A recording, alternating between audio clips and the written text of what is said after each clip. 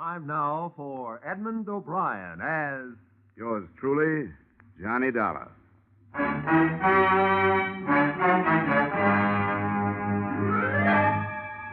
Edmund O'Brien, starring in another adventure of America's fabulous freelance insurance investigator, Johnny Dollar. At insurance investigation, Johnny Dollar is only an expert. At making out his expense account, he's an absolute genius.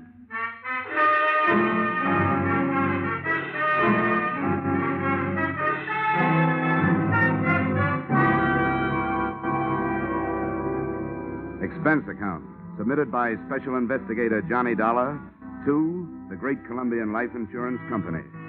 The following is an accounting of my expenditures during the investigation of the circumstances surrounding the murder of your policyholder, Loyal B. Martin, or how to take a vacation in Fairfield County.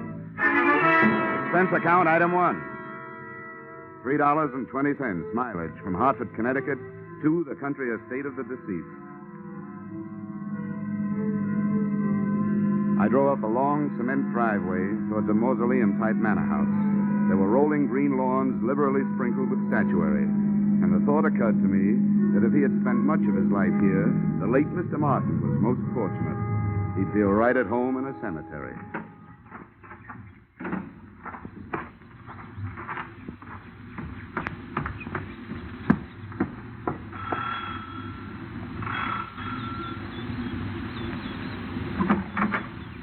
Yes? My name is Dollar. I'm here to see Mrs. Martin.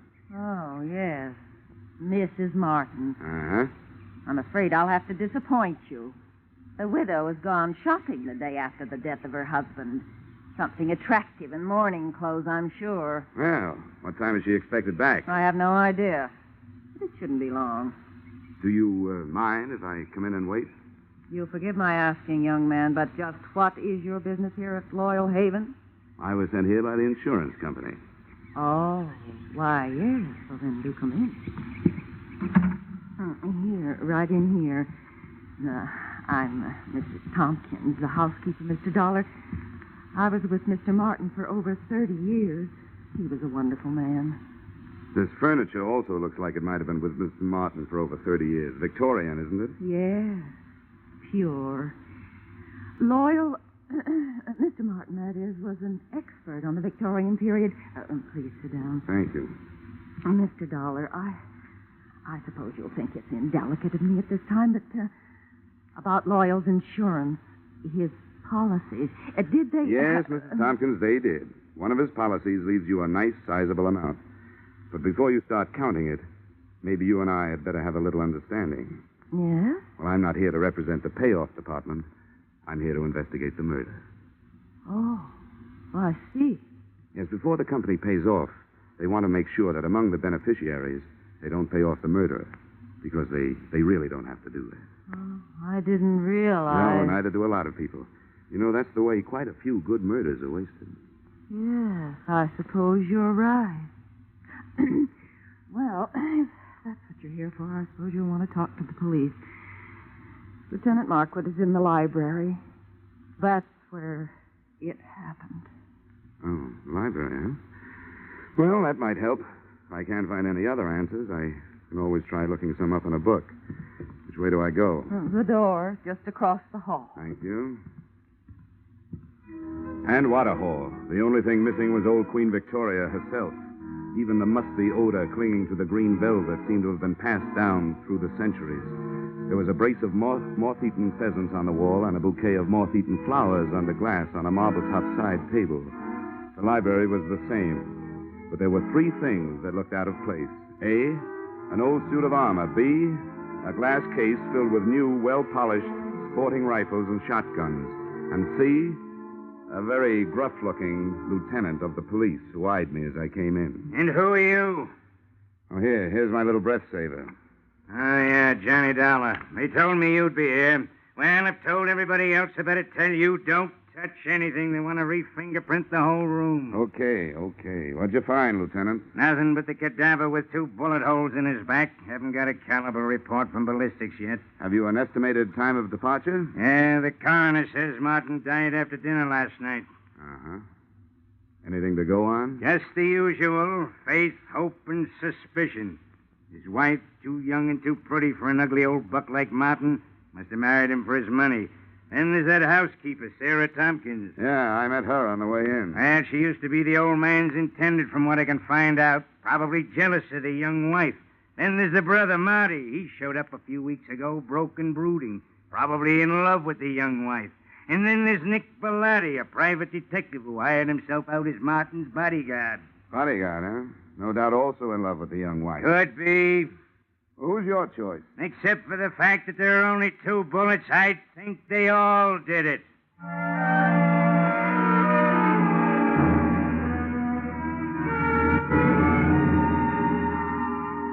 The nose through which Lieutenant Markwood talked was a long one, and in more ways than one, a horn of plenty, for out of it had poured enough motives and suspects to furnish a dozen murders. I started through this cast of characters and found that all of them had very little to say and didn't want to say it. The first I dug up was the bodyguard, my brother investigator, Nick Bellotti, as he returned from a horseback ride. Glad to have you on the case, Dollar. The police have tied my hands. They told me to stay out of it, but to stick around. Have you got any ideas? Everybody seems to think it was an inside job, that somebody in the household did it. I'm not so sure. The reason I was around was because old man Martin made too many dollars and too many enemies doing it. But that's only my opinion. Why don't you talk to the old boy's younger brother, Marty?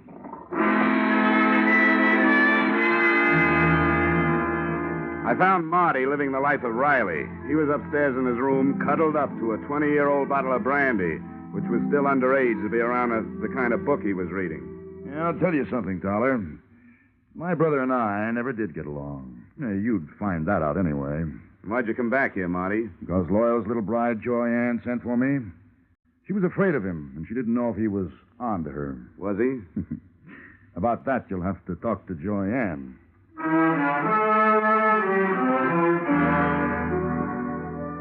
Joy Ann didn't get home until 3 o'clock in the afternoon. I caught up with her 20 minutes later as she came dripping out of the swimming pool. The suit she was wearing would have gotten her pinched on the Riviera. Oh, that was refreshing. It certainly is. Oh, toss me that towel, will you? Yeah, surely. Here, Mrs. Martin. Joyanne, I hate formality. Who are you? Well, I'm from the insurance company, here to find out whether you killed your husband or not. Good for you, Mr. Dollar. That's what I like. Men who get right down to the point. I was told you were here. Oh? Nobody told me about you. Oh, come on over and learn. I want to stretch out here in the sun. Here, you man the fly swatter. Okay. Come on, sit down. Here beside me. If it gets too warm, slip off your shirt. Oh, thank you. Well, suppose we start talking business. Marty tells me you sent for him to come here because you were afraid of your husband. How come? Well, I knew Marty before I knew Loyal. As a matter of fact, he's the one who introduced me to. What do you call a dead husband? You call him unlucky, I guess. Anyway, for the purposes of this conversation, I'll know who you mean if you just say husband. But you didn't answer my question. I meant, were you afraid of your spouse? And if so, why?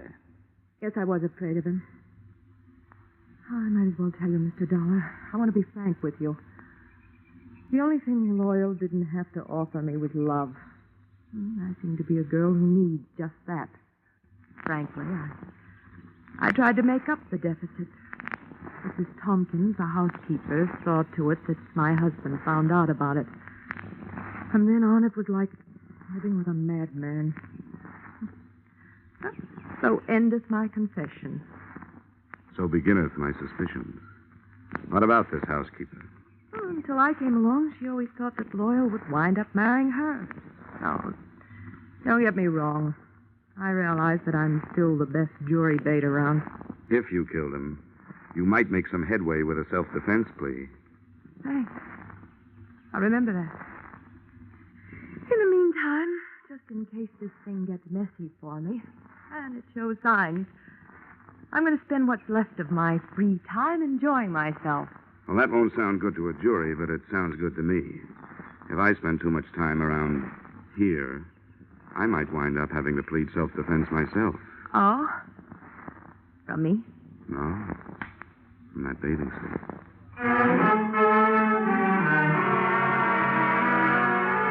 I spent the rest of the afternoon trying to keep 2 eyes on 4 people, reading from left to right. Brother Marty stayed in his room finishing his book and his brandy. Nick Bellotti, the bodyguard with no body to guard, got back on his horse and cantered off into the sunset. The joyous widow, Joy Ann, locked herself in her room, and all I could get through the keyhole was the sound of a light and lovely snore. I couldn't tell whether it was the genuine article or not. Having no way of checking, I picked up the trail of Sarah Tompkins, the housekeeper. She, at least, was apparently up to no good.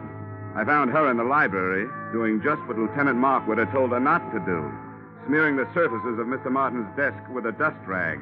And as anybody knows, you can't fingerprint a dust rag. Hey, cut it out! How dare you? Mr. Martin's private study. Those are the police private fingerprints you're messing up. I was doing nothing of the sort. I was dusting his desk. I always do it at this time of day. Get out of here. You don't belong in here. Keep your wig on, Mrs. Tompkins. I'll not be told what to do by outsiders. Everything was all right until outsiders started coming in. If it wasn't for outsiders loyal, it'd still be alive. First that girl, then his brother and that detective. Now it's the police and you. Why did any of you have to come here? Why couldn't you leave us alone? Now, calm down, Mrs. Tompkins. Try to calm down. Yeah, now, what's going on in here? What? Oh, and what are you two lovebirds up to? It's all right, Lieutenant. I'll tell you about it later. All right, but get her out of here. I've got some looking to do privately. Take her down to her room and then come back. You mean you got something hot? It ain't cold. Okay, Mrs. Tompkins, come on. But I haven't finished in there. Come on, you can get it later. There's just time for you to take a little rest before dinner. But I never rest this time of day. He didn't like me to. Mrs. Tompkins, come on, tell me. Really, why were you wiping off that desk? Those police this morning scattered white powder all over his desk. He would have been furious with me. He hated any kind of... The shots had come from the library, and that's where I went, but not fast enough.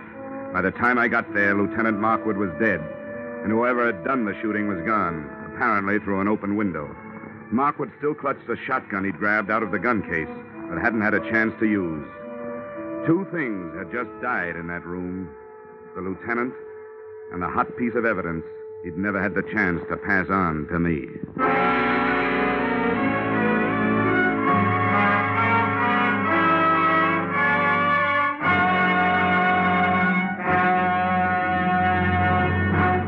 In just a moment, we return to the second act of Johnny Dollar. But first, the cream of the wit and the best of the music, which Arthur Godfrey brings you in the daytime on CBS, can now be heard on Godfrey's Digest, a new Saturday evening show heard on most of these same CBS stations.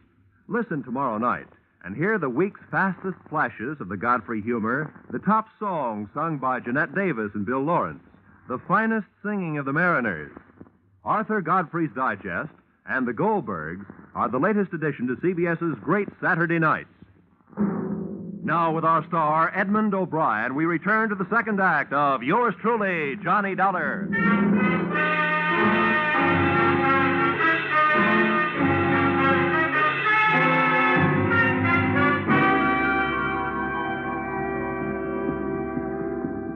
Hey, what happened? Oh, Markwood. Yeah, he's dead. Well, what are you doing, fella? I'm looking for what there seems to be a shortage of around here, Bellotti. Clues. You don't mind where you look, do you? Rule number 1, don't get caught frisking dead cops. Forget about it, Bellotti, will you? Maybe I can suffer from lapse of memory for you sometime. That's a deal. Got any idea what you're looking for? No. But whatever it was important enough to get him killed. I'd hope maybe there'd be something in his notebook, for instance. Any luck? Well, very little. It's a brand new book, only one notation in it. Here it is. Check tattooing diameter. Recheck penetration. What do you make of that? It's too scientific for me. I'm a skip case and divorce type detective myself. All I know is you'd better put that book back in his pocket and leave it there. Yeah, I guess you're right. Nice timing, Bellotti, and remember, thanks for the loss of memory. Forget it. Say, what happened? What's going Oh, on good here? Lord. Lieutenant Markwood. Who did it? Dealer's choice. So far, the dealer's the only one who knows. First my brother, now Lieutenant Markwood.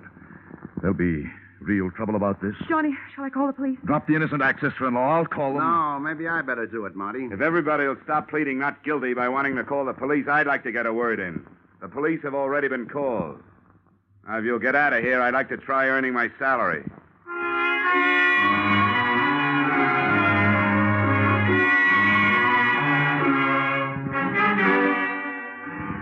I had had longer ears and more soulful eyes, I would have been all bloodhound, because I could sniff out the first of the trail. The smell of cordite told me that Lieutenant Markwood's killer had either been inside the room when he fired or just outside with the weapon pointed through the still open window. Outside, the grass formed a deep, wet rug right up to the house and smothered any immediate hopes I'd had of finding footsteps. But 10 feet away, I had better luck. A ray of light from inside spotlighted something that looked like it might be a star witness. It was a .32 caliber revolver. I scooped it up with my handkerchief and went back through the open window to look it over. Under the light, I checked 6 empty chambers and a crimson smear on the walnut grip. If somebody was feeding me a herring, it sure was red. But it wasn't blood. It was lipstick.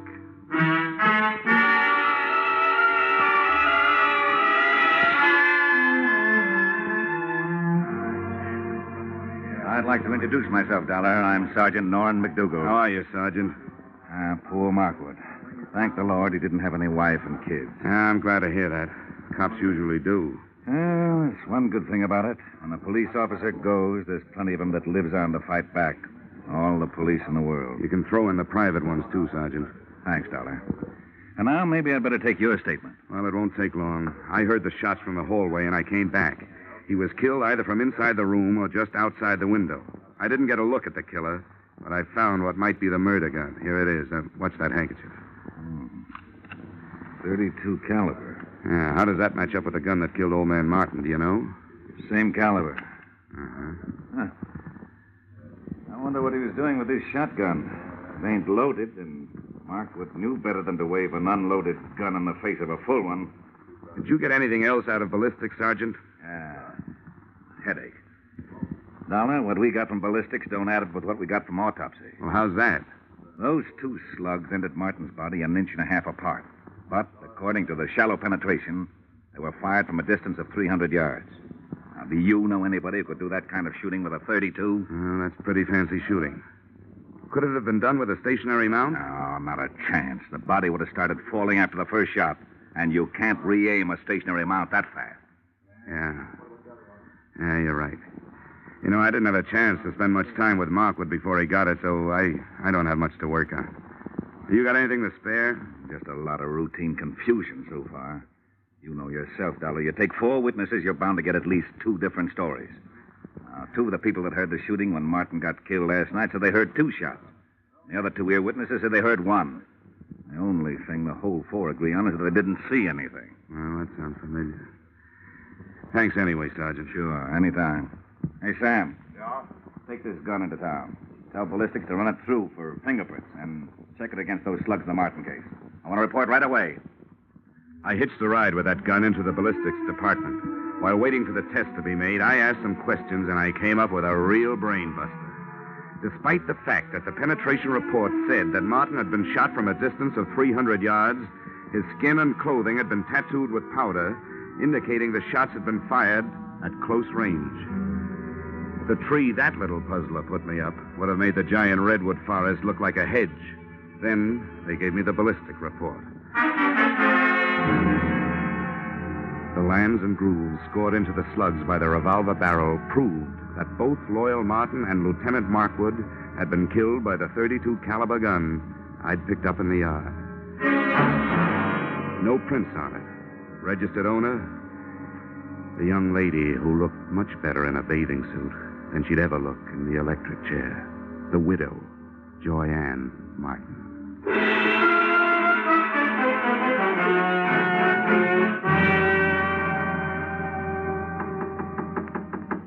Yes? Who is it? The Hartford Hawkshaw. Dollar, I want to talk to you. Oh, I'll be with you in a second. I'm just out of the shower. Okay. First she was in the pool, now it's the shower. She's also in plenty of hot water. Hi. Don't pay any attention to my hair. Don't worry, I won't. I suppose you think it's a silly time of night for me to be taking a shower, but I thought it might help me to get to sleep. Well, I'm afraid I won't. Why, Johnny. You were pretty careless with that gun, weren't you? What gun? Oh, that handy little .32 caliber gun with a handy little registration number engraved on it that told the nasty old police that you bought it 6 weeks ago. Oh, my gun's right here in the drawer.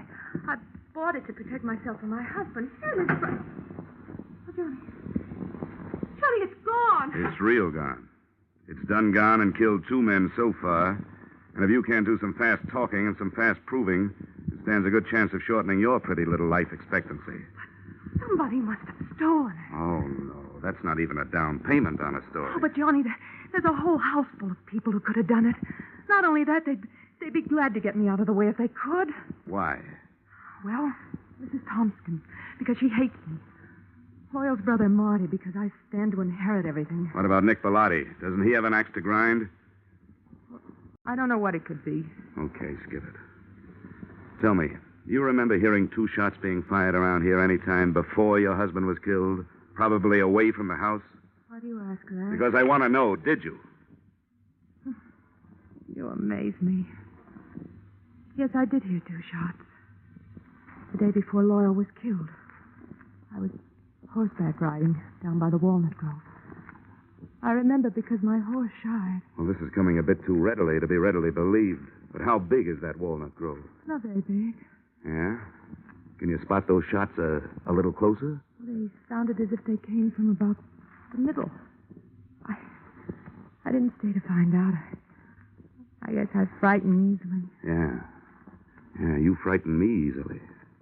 Why, Johnny? Why? I'll tell you why. Because whether you shot anybody or not, you're murder, baby. Oh, Johnny, I didn't kill them. Got to believe me, Johnny. I don't have to. But just for a minute, I will. What is there about police drivers? Even out in the country, they got to lay on those sirens. Johnny, please. Come on, you better get dressed, sweetheart. I told them I'd keep you occupied till they got here. Why, you... The police took Joyanne and her hurt feelings off to the pokey. I took myself and my hurt cheek off to bed. The next thing I had to do had to be done by daylight. So I took over Joyanne's painfully empty and prettily perfumed sack, set the alarm for dawn, and snort up a storm.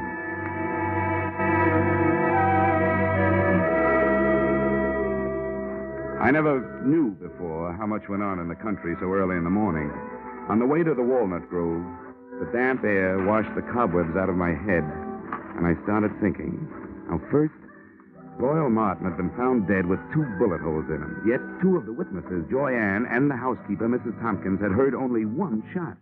Second, that powder burn tattooing on the body, denoting a close-range killing, was in violent argument with a bullet penetration report which screamed long-range killing. Those facts, added to what was in Lieutenant Markwood's notebook, plus that shotgun clutched in his dead hand, came close to tallying up the total that had cost him his life. Inside the grove, I found 4 walnut trees with hollows in their trunks. The first one gave me a handful of nuts and a fancy sassing by an irate squirrel. The second one came up with a handful of spunk water and a wet cuff.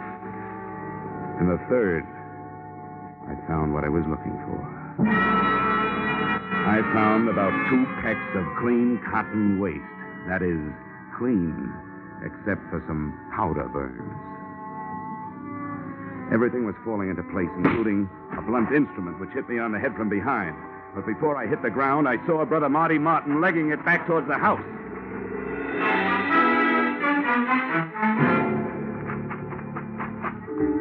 I made it up the house and up the hill and onto the trail, and was just starting up the stairs when I heard another out-of-season 4th of July. Okay, Dollar. I got him. Yeah. So I see. It was self-defense. I had to do it. I hated to butt in on your case, but all of a sudden everything stacked up, and I knew he was your man. When I threw it in his teeth, he made a try for his gun, so I dropped him. You sure did, Bellotti. Well, I owe you a lot of thanks. But if you don't mind, I'll take over from here. Sure, help yourself. Good. And, I think the first thing you'd better do is hightail it into town, get your story filed with the police. Yeah, I guess you're right. You're all straight now, so you can back me up. 100%, Nick, all the way. Now get going. Come on. Okay, Dollar. See you later.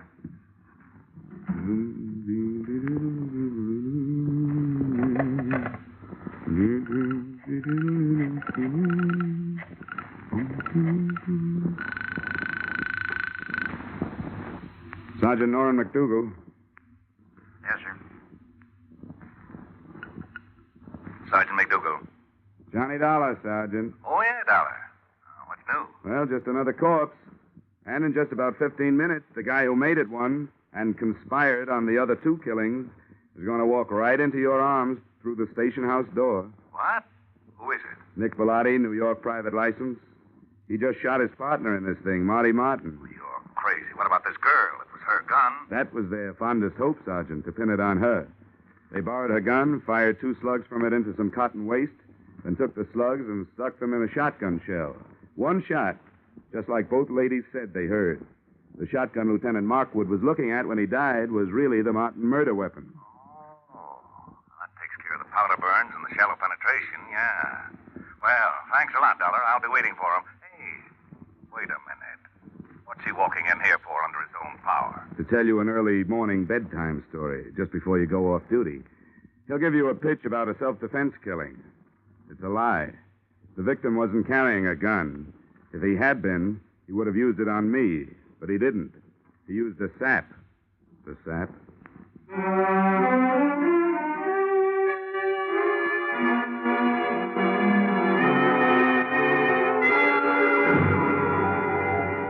Expense account, items 2, 3, 4, 5, 6, 7, 8, and 9. $624 entertainment. Appeasing a rich widow with rich taste. Expense account, items 1 through 13 inclusive, $160 entertainment of poor insurance investigator with extravagant taste. Expense account, item 14, $7.80 mileage New York to Hartford. You may disagree with that item, claiming that I finished the case in Fairfield County.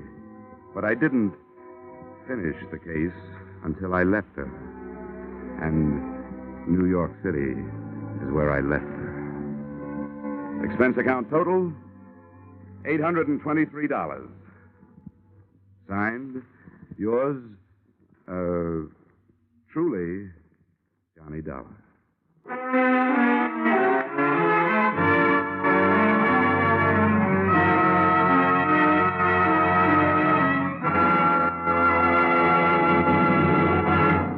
Yours truly, Johnny Dollar, stars Edmund O'Brien in the title role and is written by Paul Dudley and Gil Dowd, with music composed and conducted by Leith Stevens. Edmund O'Brien can currently be seen starring in the Harry M. Popkin United Artists production, DOA. Featured in our cast were Irene Tedrow, Walter Burke, Ted DeCorsia, John Daner, Gene Bates, and Ed Begley. Yours truly, Johnny Dollar, is produced and directed by Jaime Del Valle.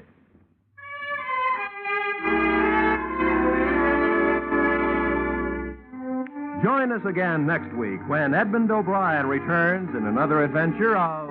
Yours truly, Johnny Dollar.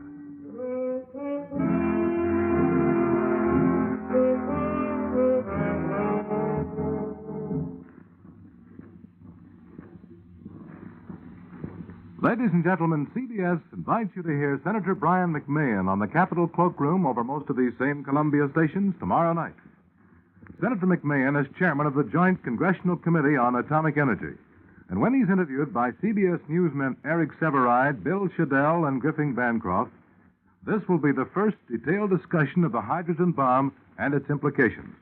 Remember, the first discussion by a high government official since President Truman's historic announcement earlier this week. Remember, that's CBS's Capitol Cloakroom, tomorrow night at 10:30 p.m. over most of these same CBS stations. Be sure and be listening. This is CBS, where, incidentally, Arthur Godfrey's Digest of Wit and Humor is also heard every Saturday night. The Columbia Broadcasting System. Time now for Edmund O'Brien as Yours truly, Johnny Dollar.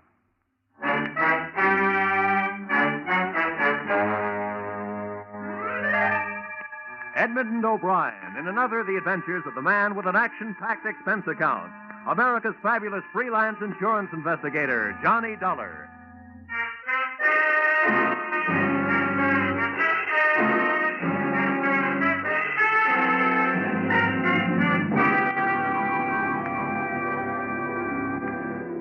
Expense account. Submitted by Special Investigator Johnny Dollar to Home Office, Intercontinental Marine Insurance Company, Hartford, Connecticut. The following is an accounting of my expenditures during my assignment aboard the SS Malay Trader, the ship with no port of call.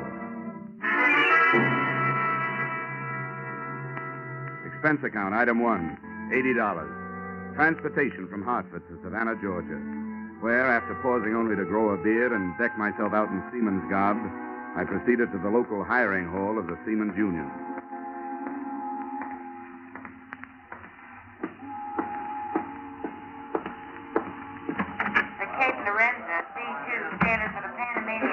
Bound for Rio de Janeiro, leaving tomorrow morning, 9 a.m.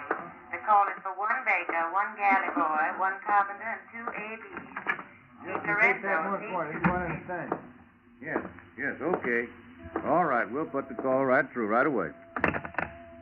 Sam, what is it? The name is Dollar. I'm signing on the Malay Trader. Ordinary seaman, special permit. Special, huh? Well, let me see now. Oh, yeah, here it is. Insurance deck, huh? Well, I'm glad to cooperate, Dollar. Thanks. Where do I find the ship? Pier 8. The directions will all be here on your assignment slip. What's the beef? A hot cargo? Well, maybe. When I find out, you can read about it in the papers. Okay, so you're not talking. That's your business. Here's your slip. Now, the best way to get there is to follow the railroad tracks past the warehouses right across the street.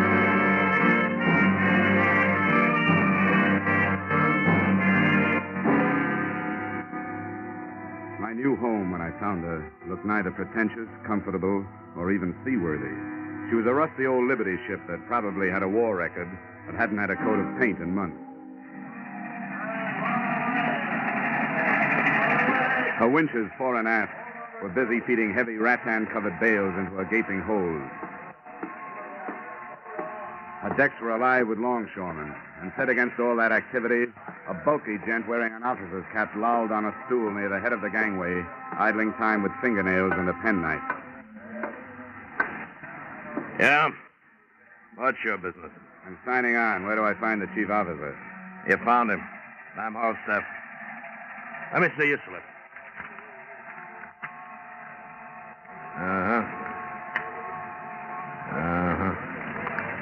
Yeah. Okay, Dollar. You're on the 4 to 8 watch, quarters of 3A. Just past the galley, then aft starboard side. Start up your div. You can sign later. Right.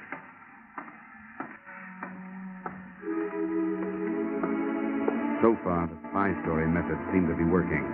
I was aboard the ship as a seaman, and a few seconds later, I was shaking hands with the man who shared my quarters, Al Rhoda, on a salary for 4 years as Intercontinental's marine investigator.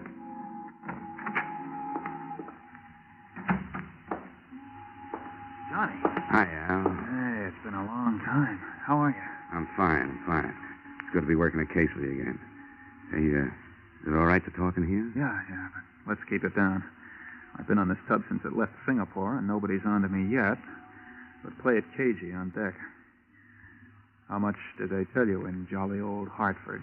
Well, they gave me just the basic situation, that Intercontinental insured a bunch of crude rubber from British Malays before the devaluation of the British pound sterling. Half that, I understand, burned in a warehouse in Singapore. You bet, to the tune of over 100,000 insurance bucks. I flew out there. Signs of arson, but no proof. I followed the other half of the crop here to Savannah.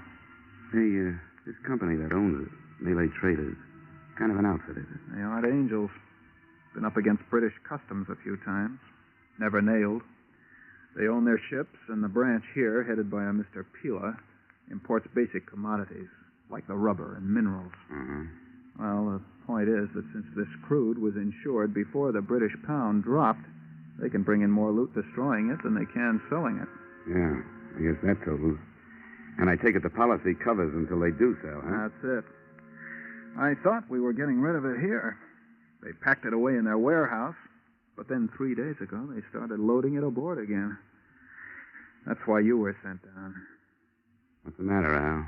Don't you think the company trusts you? I guess they figure I need help. And they're right. Where do you think we're bound, Johnny? Well, my paper said Corpus Christi. The scuttlebutt is that Corpus is just a stop. That we clear there for Mexico, Veracruz, where arson investigation isn't what it could be. After that operation in Singapore, what else would they do? Hold it. Dollar, you in there? Yeah? All staff. Ship's articles are in the company office, corner of the warehouse. Go ashore and sign them. Yeah, okay, right away. Sir? Nice try, sailor. Oh, and if you'll take a word of fatherly advice. Well, practically anything you say. Go ahead. That girl in the office, the Malayan half-caste, she's the boss's daughter. my. Is that for appreciation, or is it her name? Both. But save your dreams. The chief, our friend Falstaff, is as possessive as he's big. And you know something? I don't blame him.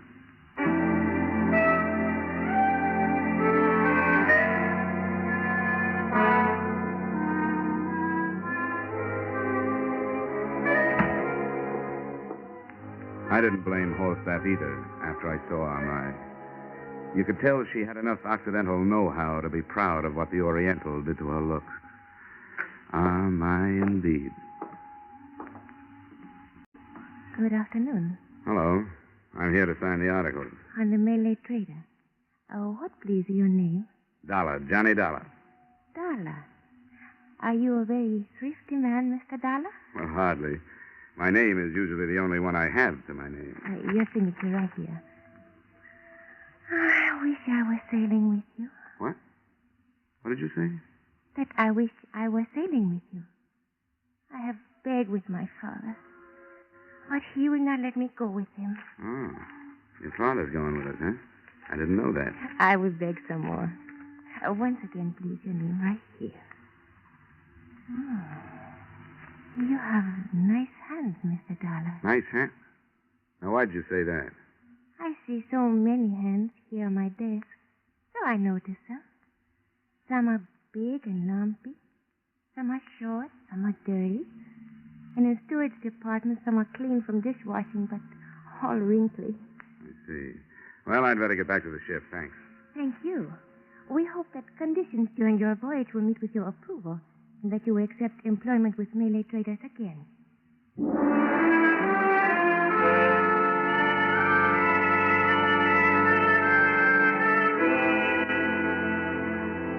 And with those memorized words ringing in my ear, I thanked the luscious Amai again and proceeded shipward to take up my duties as a very ordinary seaman. I hoped that her interest in my landlubber hand really stemmed from her unusual hobby and not from suspicion. And I wondered why Mr. Peeler, her father, and the local head of the suspect company had decided to go with us. Had his doctor ordered a sea voyage for his health? Or did he want to enjoy in person the odor of burning rubber?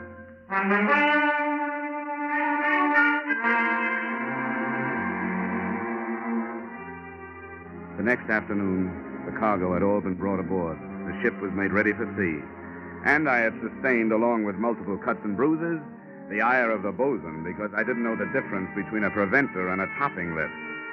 But by the time night fell and the Malay trader was plunging down the Atlantic coast, I knew one thing. The sailor's life is not for me.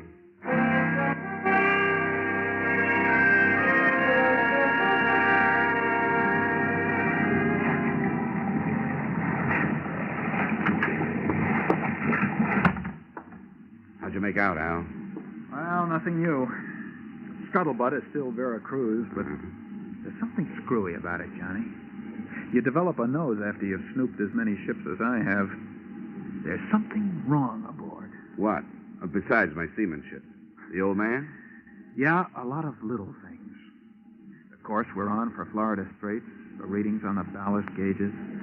Of course, the displacement ratio changes with different oceans and water temperatures. Look, Al, that's all Greek to me. Ballast gauges, displacement ratio. Just what are these things that are bothering you? Well, I don't know. Just vague things that... Look, come out on the foredeck with me, will you? Yeah, sure. Probably just this overactive nose of mine, but...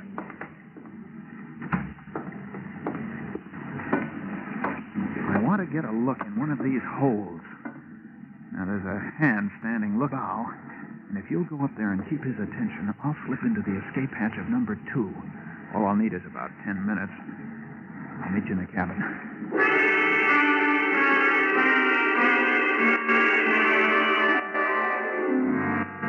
I made small talk with the lookout for 10 minutes, then started back towards the cabin. Suddenly, I heard a scuffle behind me. Hey, Al, is that you? Then I heard someone running, and I started after the disappearing figure. But I didn't get very far. I stumbled over Al Roda's body by the open hatch. And there was a stab wound in the back of his neck, just at the top of the spine. It was small enough to have been left there by a penknife. I didn't report to the chief's mate or the captain. I went over both their heads, and I pounded on the door of the owner, Mr. Peeler. Mr. Peeler? Yes. One moment. What is this? What does this mean? There's been a killing down on deck. What do you say? Killing? My watchmate, Al Roda. But this I will not believe. The captain or Mr. Holstaff, where are they? Why do you come to me? Because I think a request from you is in order. I think Sparks ought to radio the Coast Guard. The sooner the better. But a killing on my ship. To believe this from you. No, I do not. What is that? Man overboard, Mr. Peeler. A murder has just been turned into an accident.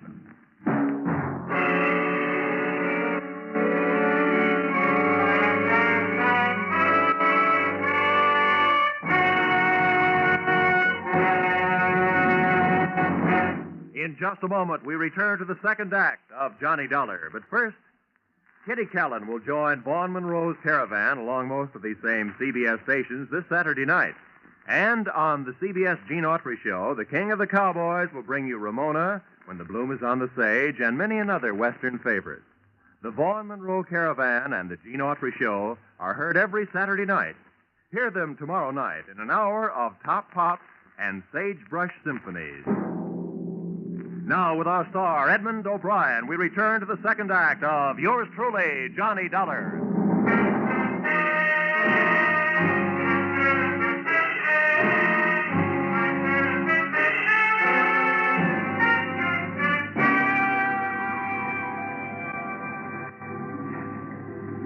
Mr. Horstaff. Mr. Horstaff. Please come here, Mr. Horstaff. Yes, sir. Mr. Horstaff, there has been trouble? Yes, sir. One of the crew fell overboard, sir. Then talk with this young man. He speaks of killing. Killing? Oh, it's you, Dollar. What's this guff about killing? Al Roda. He was stabbed in the back of the neck with a small knife. This man is either drunk or crazy, Mr. Peeler. Yes, most certainly. I just stepped out on deck to check the running lights before I turned in. Saw the man leaning over the rail. He was sick. The ship rolled and he went over. Have it your way. I guess that was a life jacket I stumbled over, huh? What are you doing about the man overboard? I'll thank you to remember your place on this ship. I do, but I also remember Al Roda. Doing what's prescribed by maritime law, I'm changing my course to circle and search the area. Yeah, how about the Coast Guard? They'll be notified in due time. Now either go to your quarters or get forward with the rest of the crew and look for this guy you're so worried about. Where are you going? The radio room. Even I know the Coast Guard gets first bid. You listen to me, Dollar. I'll have you up before a commission board and you'll never ship again if you don't obey my order. Hey, the boilers. You better get to your lifeboat station, Mr. Peeler.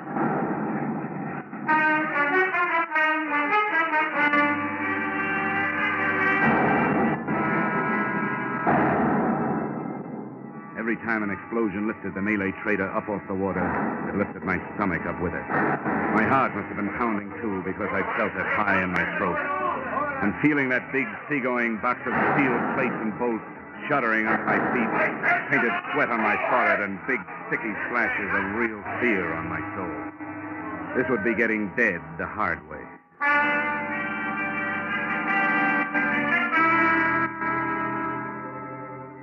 But finally, the quivering of the ship came to a stop, calming down my own vibrations as it faded.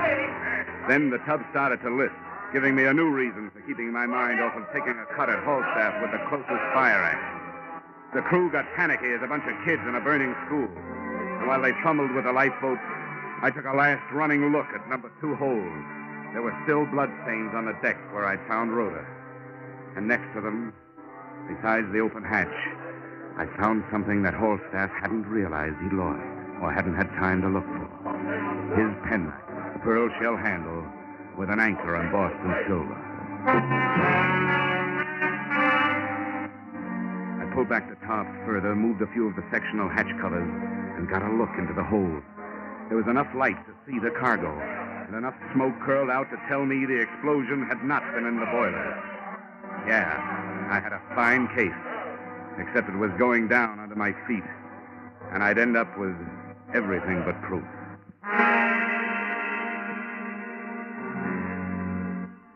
It was shortly after dawn when the Malay trader finally settled by the bow and went into a final plunge. Everybody in the lifeboat turned and watched her go. The water quieted over her, and the only traces left were the hatch covers I'd pulled loose.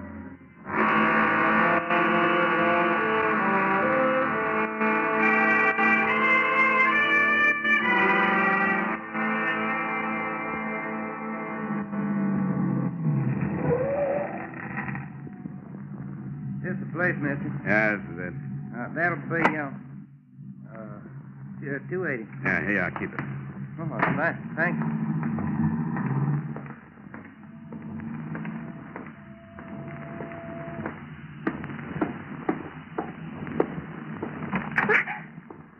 Who are you? Page 1 and 3, line 22. Ship's articles, you remember? $1. Oh, yes. But this newspaper, it says you're missing from shipwreck. Yeah. A guy'd have to be stupid or dead to be lost on a sinking like that. Everything was too convenient. Plenty of time to get the boats lost. Only 4 miles from shore. The papers say that... Yeah, they reported me missing because I didn't take time to report myself among the living. You see, I couldn't wait to get back to Savannah, get back to you and the king-size scheme cooked up in this office. Now, I'm not promising anything, but a quick signed statement might help you. I'll write it and you sign it. You talk about a scheme. What statement is this? Oh, come on, stop it. Look, use the old sex pitch. Try to sell me that it'll be worth my while, but don't try to sell me innocent. Mr. Darling, you think I know about something. Please, tell me what it is. Look, if you're bluffing, you can quit. I know that explosion on the ship was staged. Now, the next step is to try to collect the insurance on the rubber that was lost. And that's the step I'm supposed to start. Here. Here's my ID. I'm very sorry. I not understand. You are a police? Yeah, in a way. In a way, I'm the police. And the real ones aren't far behind me.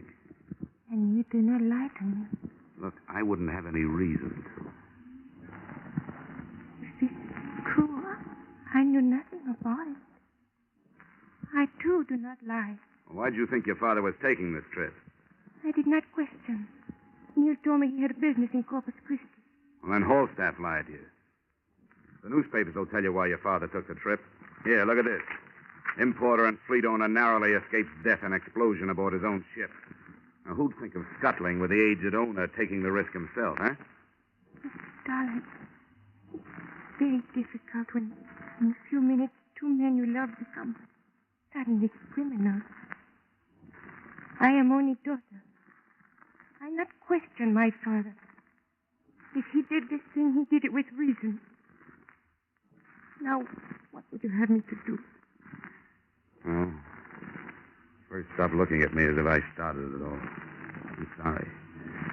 Honestly, I am.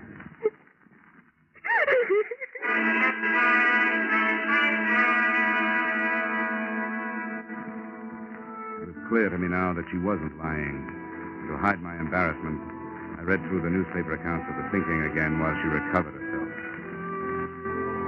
There were air photographs of the huge oil slick the sinking ship had left on the surface, the only reminder now that the hatch covers had drifted away. The lack of wreckage was mentioned in the stories, and I remembered Al Rhoda worrying about ballast and displacement. I looked up the number of a local chemist, and I made a phone call.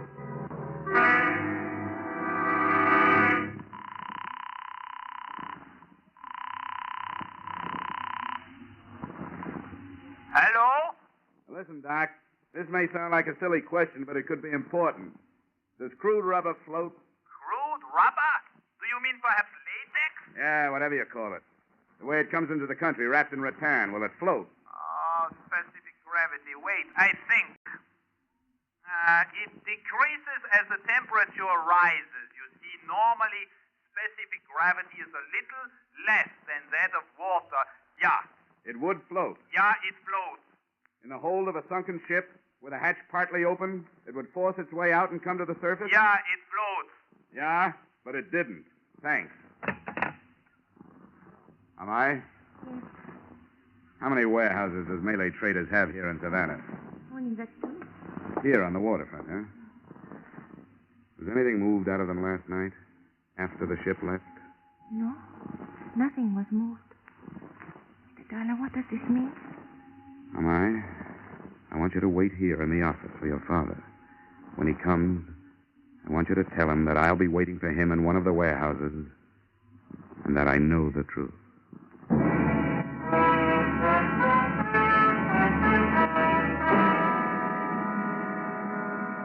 The Malay Trader warehouses were closed for the day, but my foot in a window opened them. Both were stacked high with imported goods, and I picked my way through everything from lychee nuts to ivory back scratchers. In the second one, hidden behind a wall of cotton Ceylon tea, I found what I was looking for.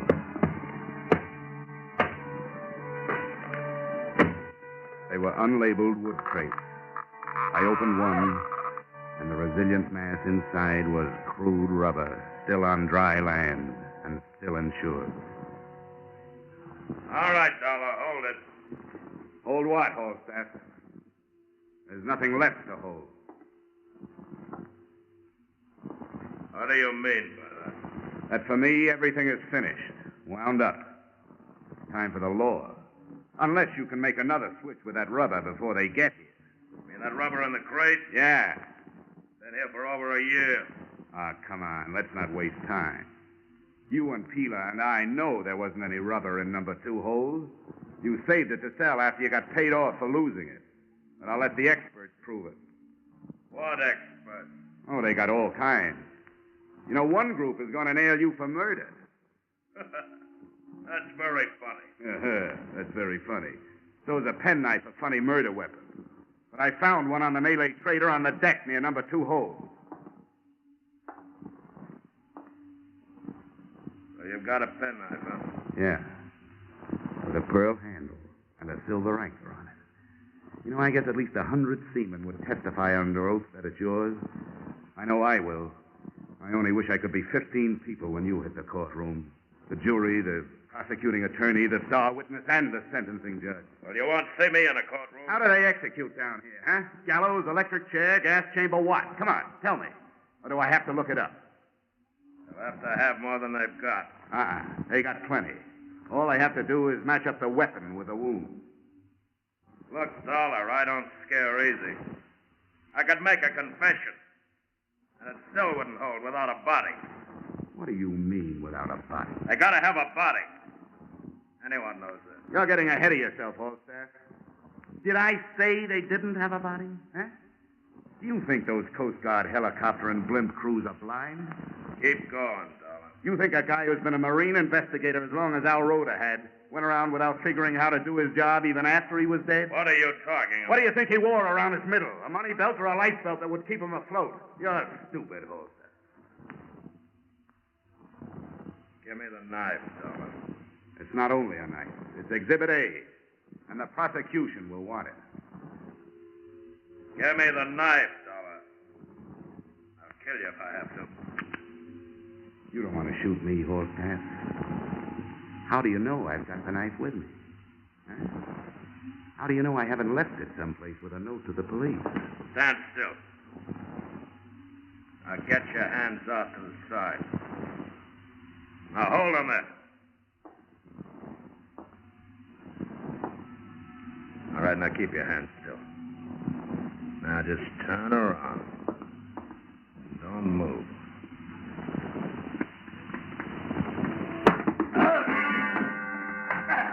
It wasn't time for Queensberry rules. He was close to me, and I used my feet.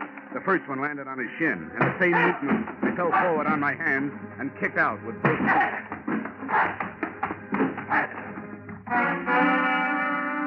Two sea boots into the solar plexus would have stopped an ordinary man.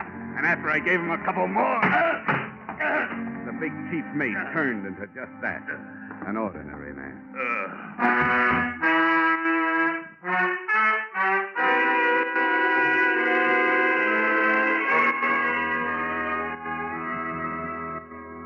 I turned Falstaff over to the police along with the murder weapon and the results of my bluff. They took it from there to a confession. Mr. Peeler was cleared of responsibility for Al Roda's murder, is now being held on conspiracy to defraud. I hope since the policy on the remaining cargo of rubber can now be canceled, Intercontinental is minimizing the monetary loss in Singapore. To you, the loss is a little more than $100,000 and an operative. I have lost a friend.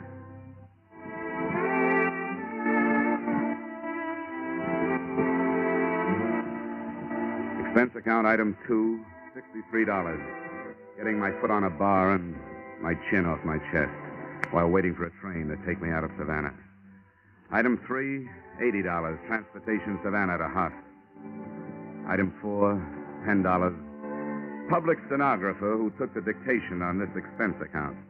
Item 5, entertainment. Same public stenographer who spent the evening proving that socially she didn't take dictation. Also that she was no good at making me forget what I want so badly to forget. The face of Al Roda. Expense account total? Skip it. This one is on me. Yours truly, Johnny Dollar.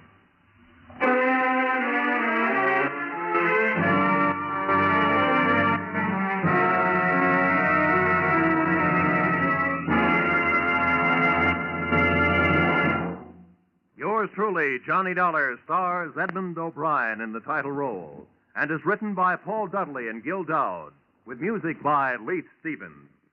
Edmund O'Brien can currently be seen starring in Harry M. Popkins' United Artists production, D.O.A. Featured in our cast were Lillian Byas, Barton Yarborough, William Conrad, Elliot Reed, and Robert Griffin. Yours truly, Johnny Dollar, is produced and directed by Jaime Del Valle.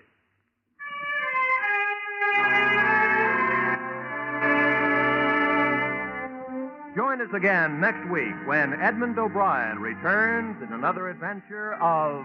Yours truly, Johnny Dollar.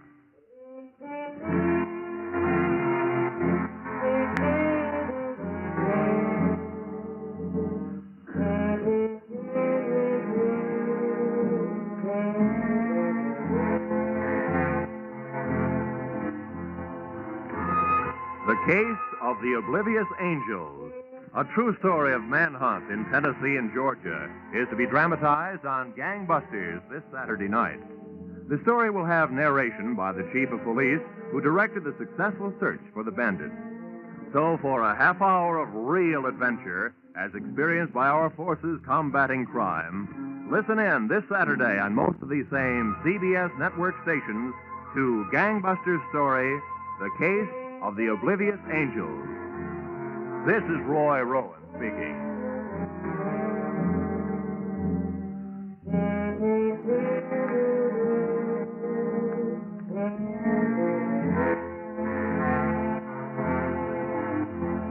This is CBS, where yours truly, Johnny Dollar, meets adventure every Friday night.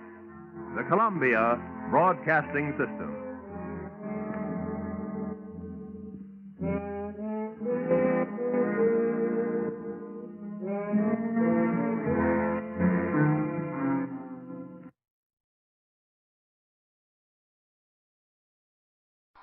Time now for Edmund O'Brien as Johnny Dollar. Johnny, how soon can you get out to High Bridge, North Dakota? North Dakota, huh? In the winter, you guys send me to North Dakota and the summit of Miami, Florida. All right, what's your problem? We got two old duffers insured for a total of $80,000. What's the matter? Somebody threatening to kill them? No, they're threatening to kill themselves.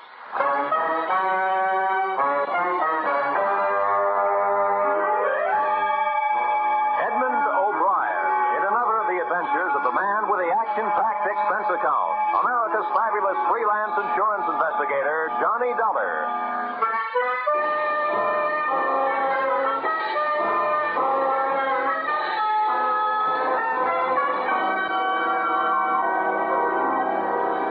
Expense account submitted by Special Investigator Johnny Dollar to Home Office National Fidelity Life Insurance Company, Hartford, Connecticut. The following is an accounting of my expenditures during investigation of your policyholders, Mr. and Mrs. Arbuthnel Trump, or how the Gravediggers' Spades came near being Trumps. Expense account item 1, $113.52 railroad fare, Hartford, Connecticut to High Bridge, North Dakota.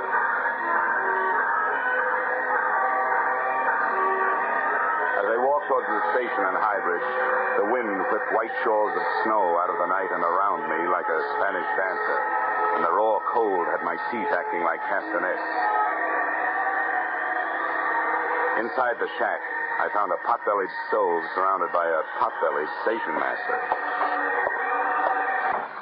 Hello? Oh, hello. You our only customer? Well, I'm the only one got off the train. Can I find a taxi around here? Yep. As soon as my son gets the mail and freight tucked away, he'll take you. Only won't be any taxi cab. You drive it wherever you're going in the Pong. By the way, where are you going? To the Trump residence. You know it? Yep, I know it. You one of the family? No, just business. Oh. Well... Well, what? What is your business is none of mine. But, have you ever been out there before? No, I haven't. Why, something wrong? If it ain't, then everybody in this town has been getting a lot of unnecessary exercise. Jumping to conclusions. Well... Here comes the boy. He'll drive you over. Hickey. Yeah? Hickey, you got a customer for the Pong. Wants to go out to Trump place. That Trump place? Well, all right. But, mister, I'll only take you as far as the gate.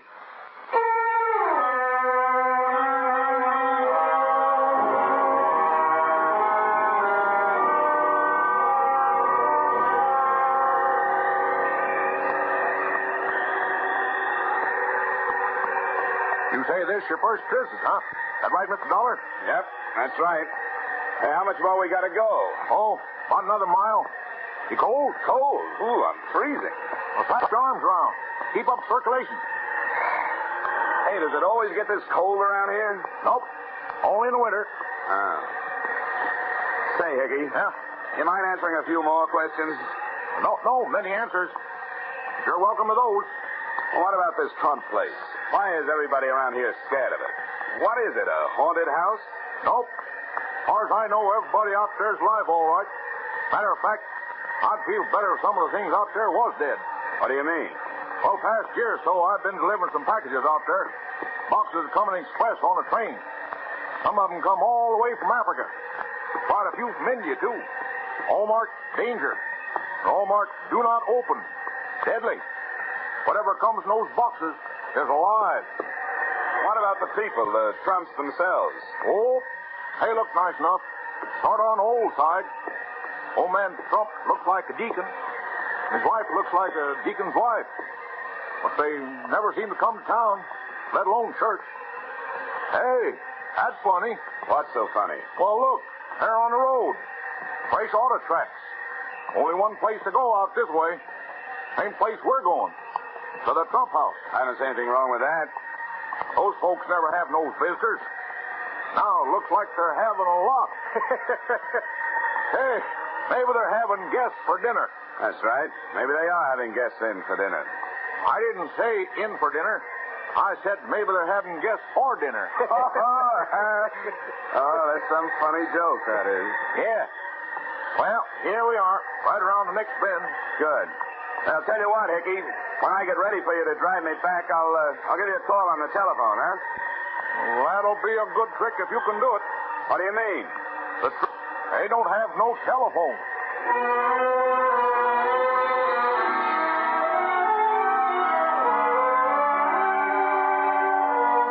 Expense account item 2, $1.50 tongue fare.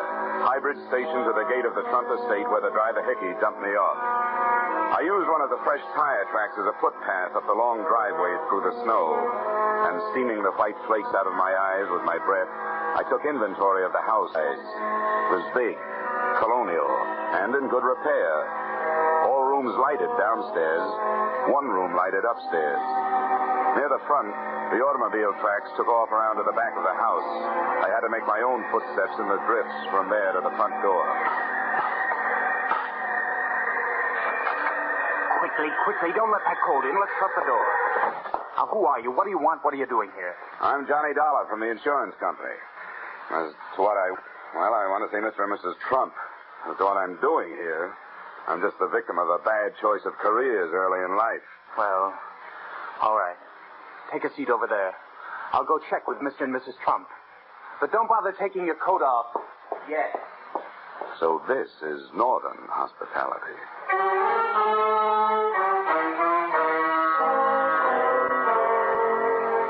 Coming in out of the cold makes any house seem warm, but my overcoat started to steam about 10 seconds after I got inside this one. So did I. Looking around, I saw the reason. There were potted orchids growing all over the hallway, and orchids grow only in tropical warmth. Despite the invitation not to, I took off my overcoat and waited. After 10 more minutes, I felt like slipping out of my suit, a decision I didn't have time to make. They're just finishing dinner, Mr. Dollar. They suggest you join them for coffee. Follow me. Thanks.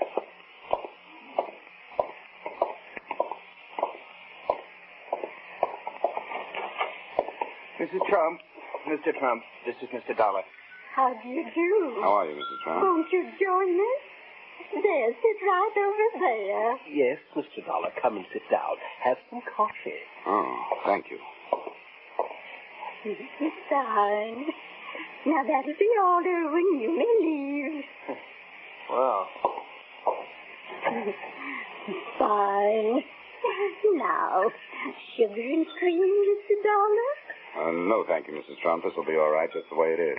Well, Mr. Dollar, I assume you brought the necessary papers? Yes, I did. They're in my pocket, all ready for your signature. Good. We'll sign them right away. Well, I was hoping you wouldn't sign them, at least until I've had a chance to talk to you about it. Talk to us? What is there to talk about? I hope you understand that, well, it isn't every day that an insurance company gets a letter from a pair of policyholders calmly stating that they are both planning to commit suicide. Oh, no? No. Well, I suppose it is a bit out of the usual run of things, but there's nothing we can do about it. My goodness, we checked with our lawyer. And he said we were perfectly within our rights. Well, granted, you've had the policy a long, long time, and the suicide clause is no longer in effect. However, frankly, the company did send me out here in the hope that while I was arranging the change of beneficiary you requested, I could also talk you into changing your mind. Mr. Dollar, you might just as well save your breath. Our minds are made up. Mrs. Trump is right, Mr. Dollar. As soon as we get those change of beneficiary papers signed, we intend to dispose of ourselves. Well, And furthermore, young man, within the past 48 hours, we have had ourselves thoroughly examined by a board of extremely well-thought-of alienists who signed documentary proof that we are both perfectly safe. So there is nothing you can do to stop us in that direction. But why? Why do you want to do this? Now, you don't look unhappy. Well, we're not. We've had an extremely happy life, haven't we, Mr. Trump? Indeed, we have, Mrs. Trump. And that's just it. You see, Mr. Dollar, we both feel that having enjoyed such a beautiful life, we owe the world something. And finally, we have evolved a method of paying our debt. In doing what we intend to do, we shall leave to the world the beginnings of a new humanity. What's the matter with the old one? Nothing. But it is doomed to extinction. Mr. Dollar, just think for yourself. Atom bombs, hydrogen bombs, biological warfare. And don't forget the flying saucers, Mr. Trump. Don't forget, indeed. Unknown objects hurtling through space, interplanetary traffic. Dear, dear. A prelude to invasion and destruction. Now, wait a minute. How do you know? Who told you? Mr. Dollar, Mr. Trump knows these things. He was a professor for many years, and he reads all the time. He knows all that. Would you mind pouring me some of that coffee, Mrs. Trump? Not at all. There. Thank you. Mr. Trump, granted we're all doomed for extinction, how's knocking yourself off going to help? If you just stick it out, you'll not only enjoy a bit more time alive, but you'll also be around to see the fireworks. You will notice, Mr. Dollar, that we are changing the beneficiary in our policies from our niece, Miss Hope Selden, to the young man who let you in here tonight, Mr. Irwin Harper. Yes, I noticed that. And I also noticed that this young man isn't even related to you. Now, what's that all about? Well, Hope is a frivolous girl. She laughed at us when we tried to tell her what's happening. Irwin is a serious-minded young man who will use the money brought to this household by our passing to make the down payment on a new human race.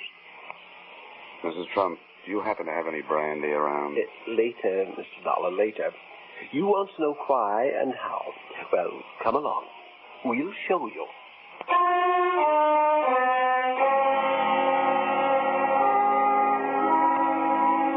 A nightmare is bad enough when you're asleep, but I was awake, and that's when they're really frightening. They took me down through the back of the house to a winding, half-lighted stairway into the belly of the black hole. The oppressive heat grew even more oppressive. More stairs, then tunnels, all the ceilings cement and lined with lead.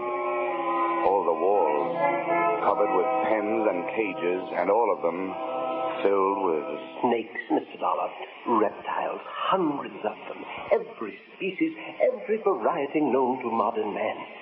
Look at them. Look at them and look at them well, for here is the new beginning.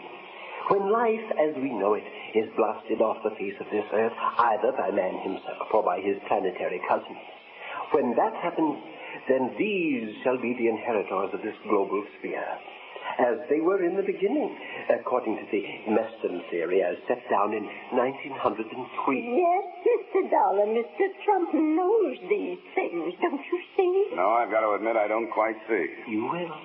There. Look. Every pen, every cage is equipped with an automatic feeding device. Stored above the cages is enough scientifically developed food to keep these reptiles alive for 100 years if need be. Until the Holocaust, they will be cared for by young Harper. I could use some old Harper myself. When the Holocaust comes, Irwin Harper shall survive as long as possible. Then the machines will take over.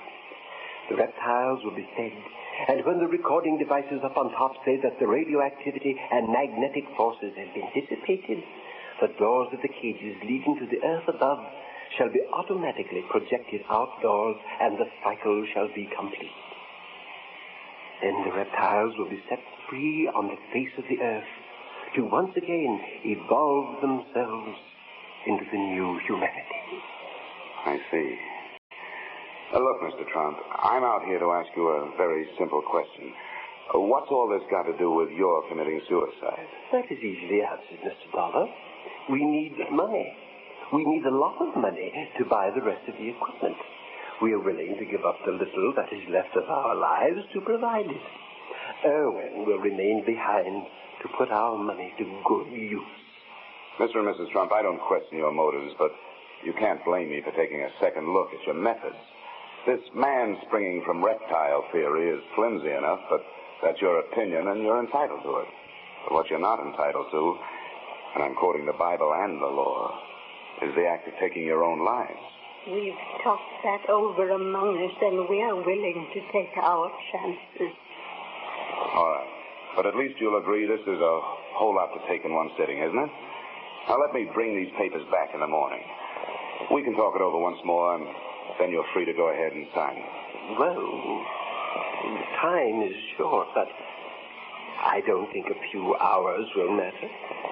Do you agree, Mrs. Trump? Yes, I agree. Good.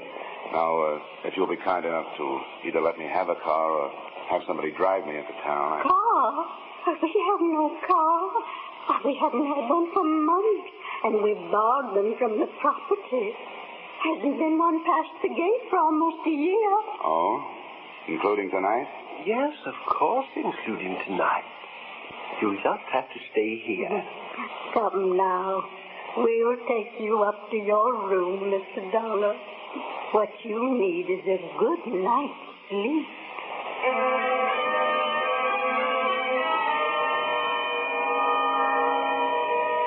I'd have had a better night's sleep on a tightrope. My room had the same sticky, hot air that filled the rest of the house. It may be great for snakes and orchids, but I'll take my steamings at a Turkish bath. I stretched out on the bed, turned off the lamp, and closed my eyes. But for 20 straight minutes, I could still see ghost automobiles and snakes and more snakes. I kept my eyes closed as much as I could because when they were open, I could see on the wall the serpentine shadows of the tree branches outside. At least, I hoped that's what they were. Then, just as I was hoping the hardest that the realest of them all wasn't what it looked like, out of the blackness from across the room, I heard... I reached down under the bed for a shoe. Not much of a weapon, but all I could think of at the moment. Then I snapped on the lamp and saw it. It had plenty of coils, all right, but it was strictly non-venomous. The steam radiator standing there hissing my performance. But my nerve ends didn't even have a chance to lie down. They were still standing straight up when it happened. I was out of bed, across the room, and out into the hall in slightly more time than it takes to tell. The ray of light from my open door fell across a jumbled pile of beautiful young women. I bent over her and...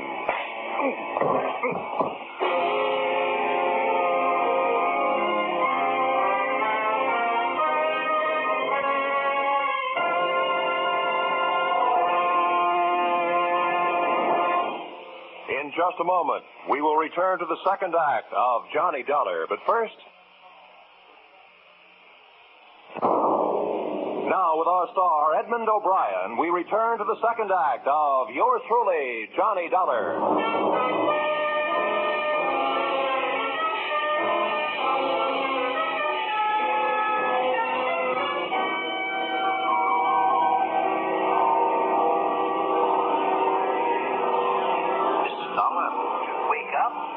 Walking in your sleep? Yes, you should be more careful. Perhaps you need analysis. Coma is.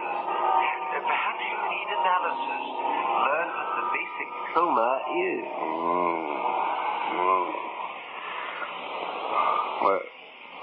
What did he say, Mrs. Trump? Sounded like he said, where is she? I'm right here, Mr. Dollar, right here taking care of you. Oh. Yeah, somebody's been taking care of me, all right. Oh. Well, where is she, huh? She's gone. What have you done with her? Come on now, where's the... Mr. Dollar, you better get hold of yourself. There is no girl here. Oh, no? Oh, look. Earlier tonight, you told me there was no automobile around here, but there was. I saw the tracks in the driveway with my own eyes. I walked in one of them.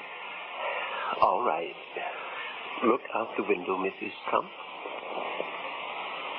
No, I don't see any tracks. Do you see any footprints? No, nothing, just snow. Okay. At least you know I walked up that driveway, right? And my footprints are covered up. So it's been snowing, the wind has been blowing, it's been drifting. Now I suppose you're going to tell me you didn't hear the girl scream. Come now, Mr. Dollar. You were having a nightmare. No girl scream. Well, if you didn't hear anything, what are you doing out here? What brought you? Young man, we have a right to be wherever in our own home we choose to be. But I might as well tell you, I found you when I started for the kitchen to get some crackers and warm milk. I found you lying here. Yeah, everyone's lying around here. Young man, that does it. Once we get those papers signed, I'm afraid we shall have to ask you to leave. That's all right with me. They're here in my room. Come on. The way some people stand in the way of the few of us who are making a genuine effort to sustain some kind of life on Yes, Mr. Trump, you're absolutely right. You'll find a pen there on the table. The papers are right here in my... Hey. Yes, Mr. Dollar? The papers are gone. But how can they be gone if you brought them at all? We warn you, Mr. Dollar, we will not stand for any more of your dilly-dallying. We want those papers, and now. We are determined to sign them immediately. Suddenly, that has become my fondest hope. Now, do us all a favor. Go back to bed and give me a chance to do a little walking in your sleep.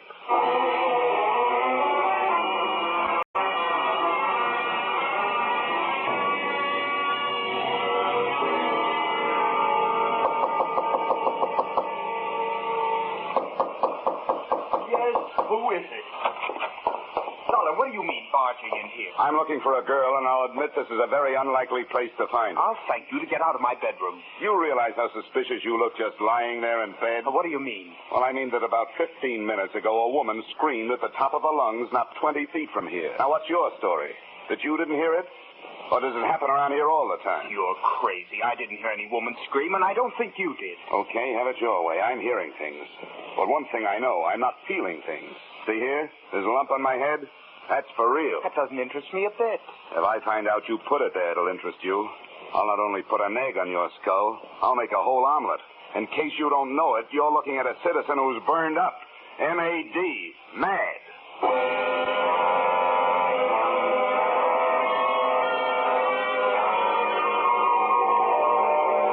From there, I started through the rest of the rooms in the house. I thought I knew who I was looking for. The only person I could think of who would profit by seeing those papers not signed. The present beneficiary of the Trump policy, their niece, Miss Hope Selden. All I could find in the next 6 bedrooms was a lot of old-fashioned furniture. I was just looking under the bed in the last when the wind outside took on a new note. I ran back to my own room, flung open the window, and stuck my head out into the blizzard trying to get a look in the direction of the noise. I wasn't taking any chances on that kicker finally sparking the automobile into life before I had a chance to see who was in it.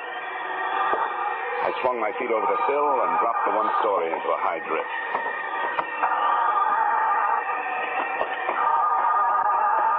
Come on. Come on. Oh, darn it. Don't wasting your time. Around here, people only go for sleigh rides. What do you want? Who are you? You should know. You had your hand in my coat pocket earlier tonight. Of course, unfortunately, I wasn't in the coat, but something else was. And I want it back. If I took anything out of your pocket, I had plenty of reason and plenty of right to do it. The only one I want taking things out of my pocket is the cleaner when he's spilling out the tobacco crumbs. Now, come on, give me those papers. No, just let me talk to you first. I want you to hear my side of things.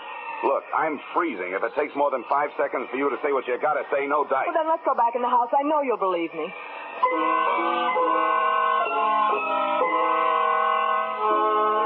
I saw plenty about her to interest me, but nothing to relax me. She looked like a big-time operator. A gal who would be as dangerous kissing you as killing you. As I closed the door behind us, she walked across the room and made a perfectly natural movement as though to throw open her coat. When she turned, she had a gun in her hand. It was the first time I'd ever seen a shoulder holster on a woman. Now put your hands up, Mr. Dollar, and listen.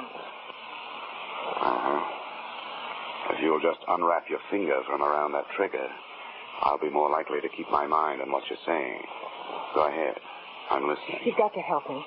Help you? Yes, help me prevent my aunt and uncle from making fools of themselves. We can't let them leave their money to Irwin Harper. Well, it's their money.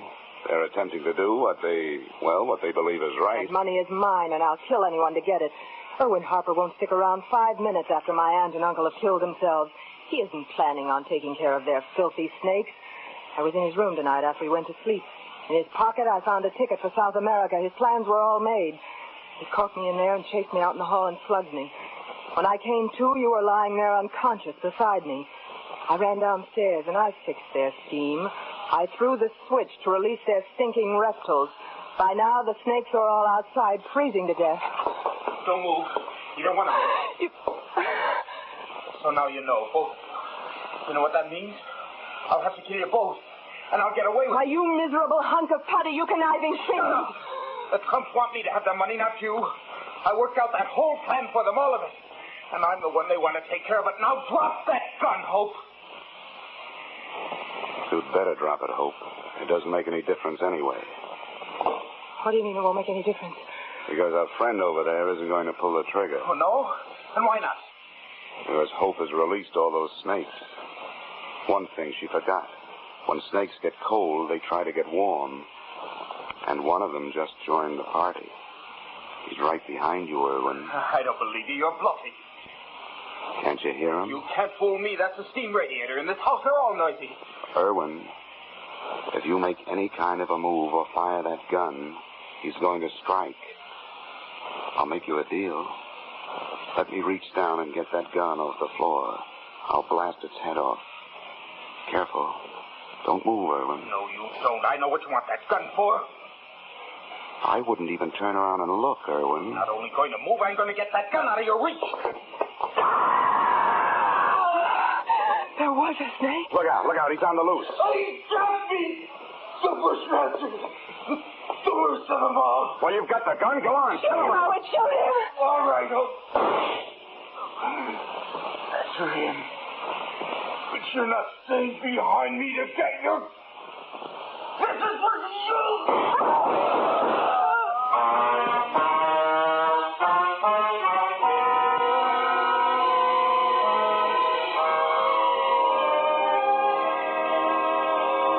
Mr. and Mrs. Arbuthnel Trump were fresh out of beneficiaries, to say nothing of snakes.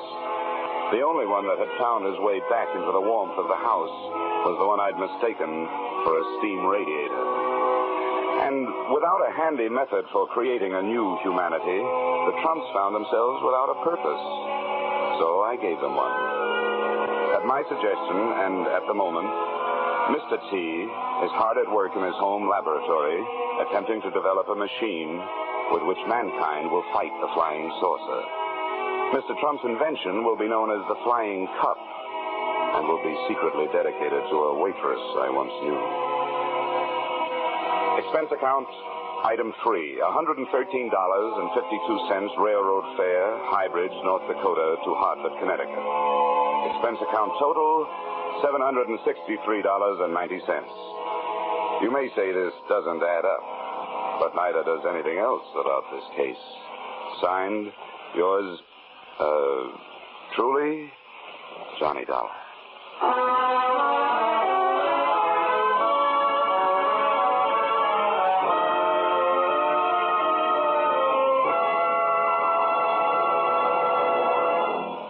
Yours truly, Johnny Dollar, stars Edmund O'Brien in the title role and is written by Paul Dudley and Gil Dowd with music by Leith Stevens. Edmund O'Brien can currently be seen starring in Harry M. Popkins' United Artists production, DOA. Featured in our cast were Peggy Weber, Harley Bear, Hugh Thomas, Dick Ryan, Jess Kirkpatrick, and Mary Shipp. Yours truly, Johnny Dollar, is produced and directed by Jaime Del Valle.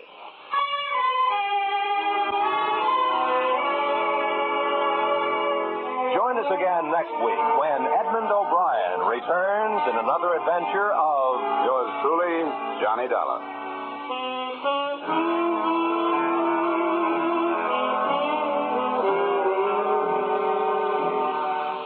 The Echo of Jesse James, a modern story of how police tracked down a couple of train robbers, will be brought to you on CBS's Gangbusters this Saturday night.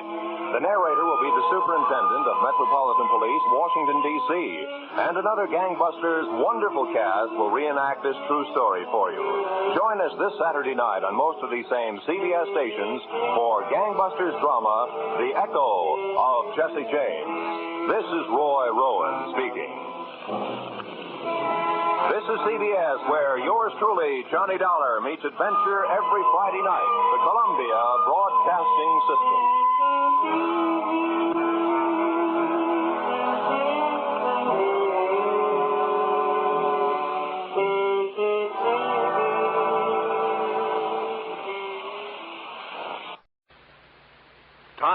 now for Edmund O'Brien as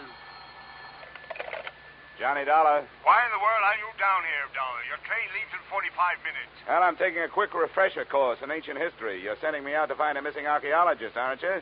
Well, I want to be able to talk his language in case I find him alive.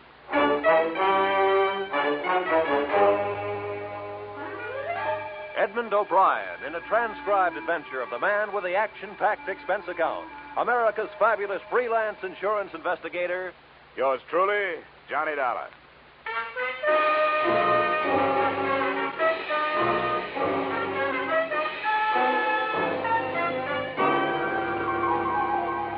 Expense account submitted by Special Investigator Johnny Dollar to Great Corinthian Life and Liability Company, Hartford, Connecticut.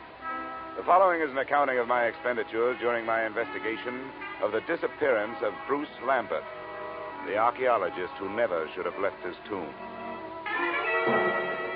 Expense account item 1, $7.50, railway and taxi fare from my Hartford apartment to room 317, Brighton Arms, New York City, a hotel whose front rooms had a depressing view of an 81st Street mortuary.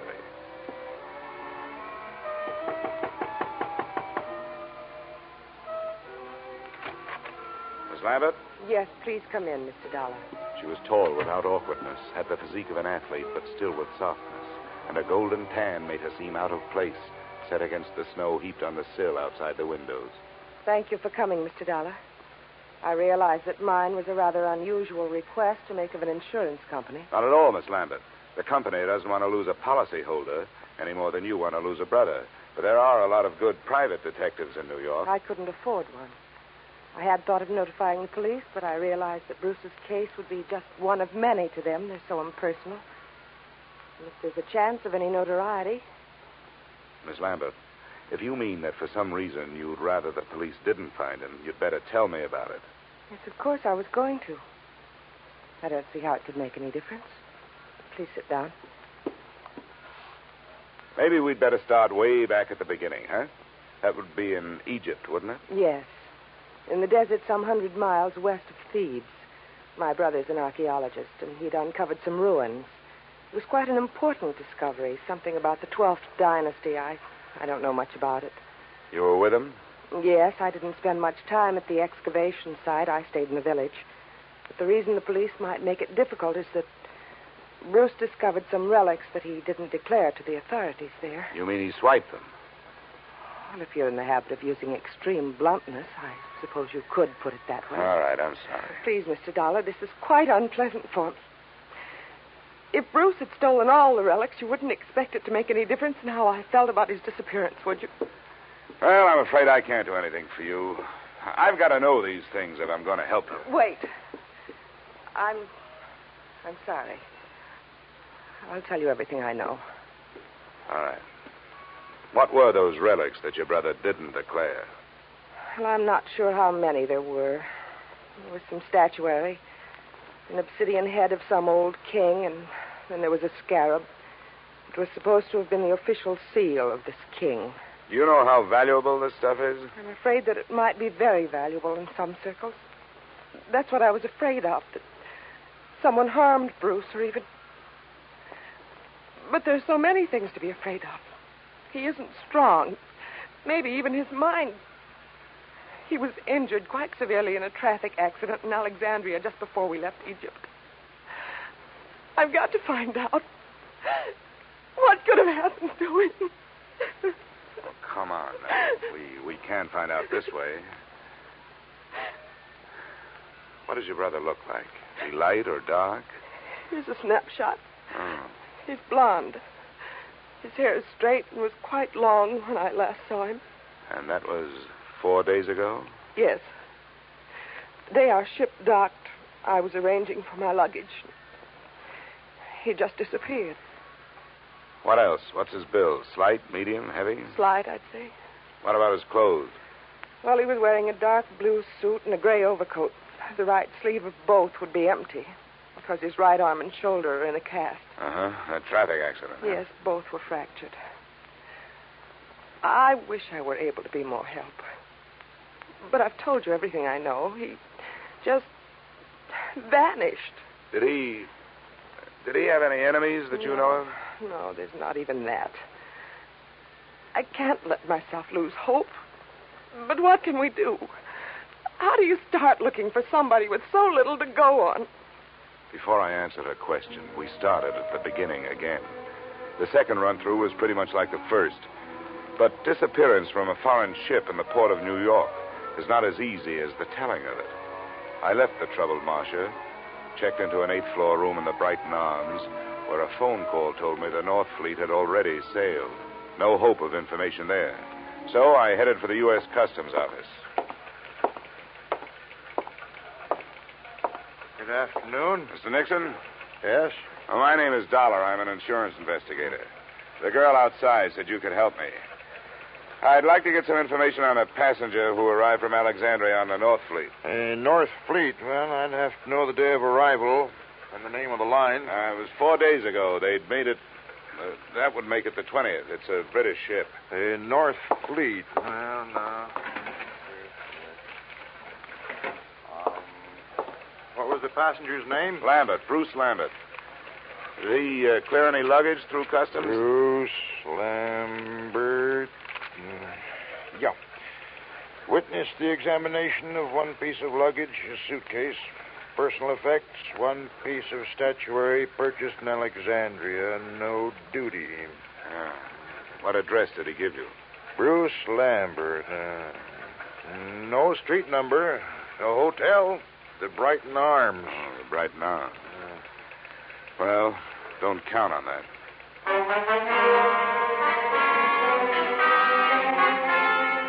Expense account item 2, $30, which, with my ID card, helped impress the cab drivers who worked the entrance to the pier where the North Fleet had docked. Checking these cabs took the whole afternoon, and midway through it, I realized I wasn't the only one interested in that particular hack stand. I wasn't sure at what moment I'd actually noticed him. He was doing a very bad job of hiding behind a Journal American on the other side of the street. All I could see was the lower half of an overcoat, the same of some razor-sharp trousers, and some pointed shoes. But I began to feel his eyes looking at me as I went on with my questioning. That finally paid off through the mouth of driver number 782. You know, you meet all kinds in this business. Some you forget, and some others you remember. Yeah, well, do you remember a guy with his arm and shoulder in a cast? And something you learn in this business. That's to read people's faces. You get to know a deadbeat before he gets a chance to deadbeat you. And you catch on if a guy is scared of something. Well, if he was afraid of something, it's not me. He's been reported missing by his sister. I've been hired to find him. How much does $10 buy? You know, maybe he don't want to be found. Is that what you think? Sure. He paid me more to climb up than you offered. Well, I've got more. What are you going to do with him? I want to talk to him. I want to find out if he's all right. If he wants to stay lost, that's his business, not mine. How's 25? Get in, my boy. It's not very far from here.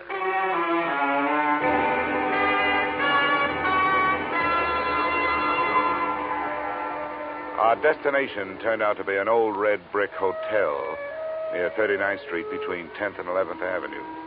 And it occurred to me that as an archaeologist, Lambert was running true to form. He'd even used some ruins to hold up in. One $5 bill brought the information from the room clerk that Lambert was out of his room, and another brought a pass key that let me in.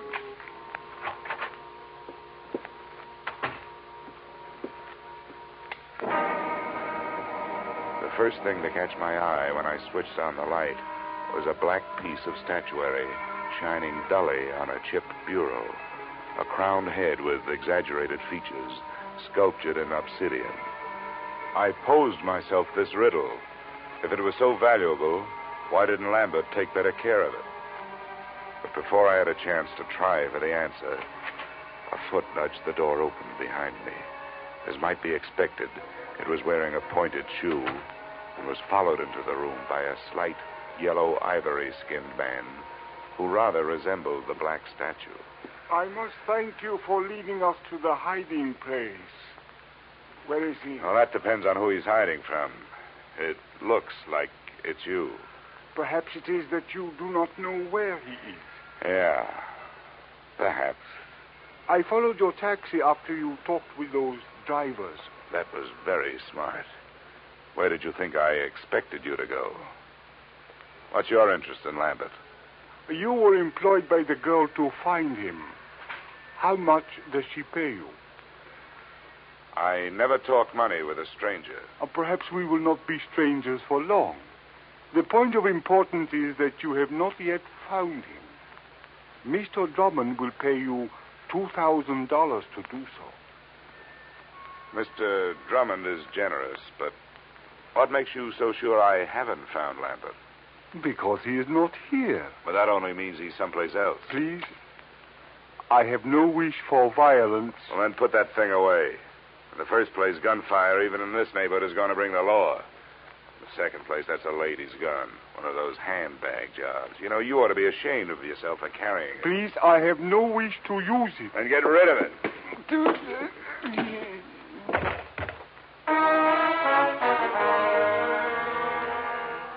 I hate little men who try to play bully. There was more than that behind my fist. I figured I could learn to know him better if he was quietly stretched out on the floor. I was half right. An Egyptian passport told me that his name was Ammon Hyksos. Hometown, Alexandria. There was nothing else. I could turn Hyksos over to the police on an assault charge, or I could wait until he woke up and try knocking some information out of him. But I didn't do either. I left him there in the lobby. I gave a message to the room clerk for Lambert, telling him to stay out of his room when he came back and to phone me at the Brighton Arms.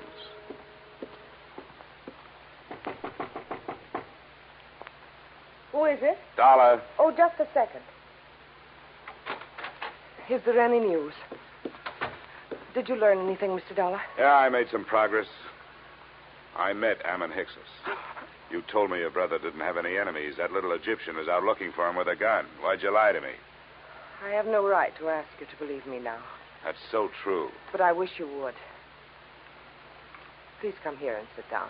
No, thanks. You sit there and I'll stand here. I think I'll be less inclined to believe you from here. That's not fair. I know. I wasn't fair with you either. I want to be. But there are some things I just can't tell you. Why not? Well, I can't tell you that either. No, nuts. Women like you make everything tougher than it should be. You demand all, but you give nothing. You ask to be trusted, and you won't trust. You make yourselves look soft when you're as hard as steel. You've got warmth, but you only turn it on when you get something out of it. You're wrong. I was trying to help him. Or us. I had to lie. Look, I started this thing wanting to help you.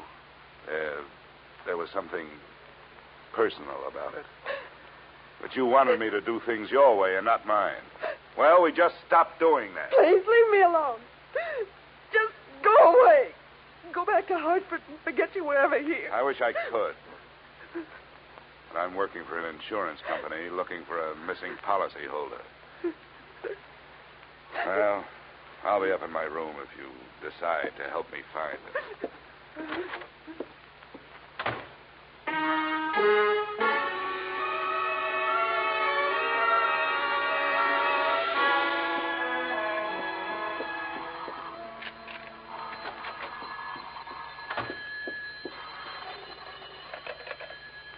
Yep.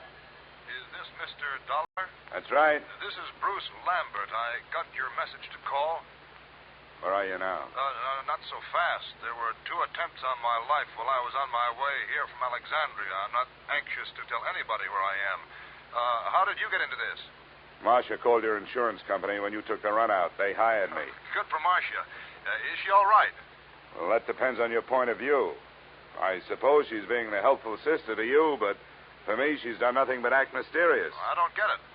But she won't tell the truth about you. I hope you do better. She told you she was my sister? Well, sure she did. Why shouldn't she? Well, I can't see why she'd do that. She isn't your sister? No, I don't understand it. She's my fiancée. I don't understand it at all. Where is she? I better talk to her. That's a good idea. Room 317, Brighton Arms. I'll be there with her, waiting for you.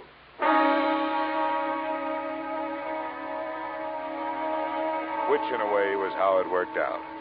Except that I waited for him in the corridor outside her room. I left Marcia where I found her. She was on the bathroom floor, where she died from wounds inflicted by the proverbial blunt instrument, and where her lies had died with her.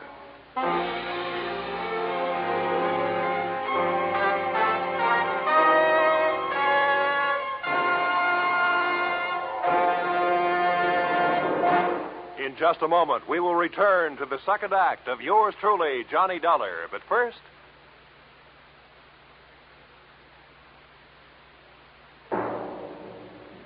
And now, with our star, Edmund O'Brien, we return to the second act of yours truly, Johnny Dollar.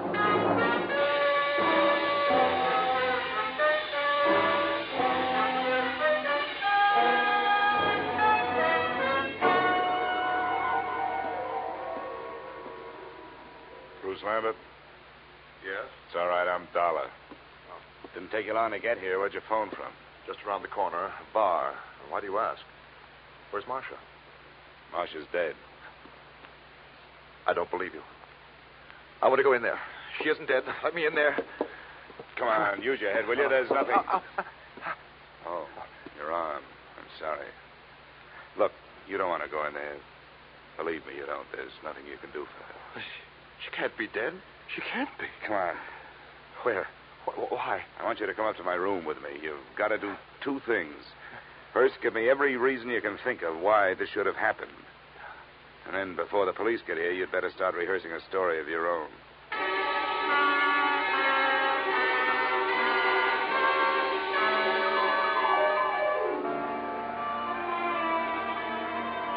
Now, Lambert, the first hole in Marcia's story is that she wasn't in Thieves while you were working on your ruins.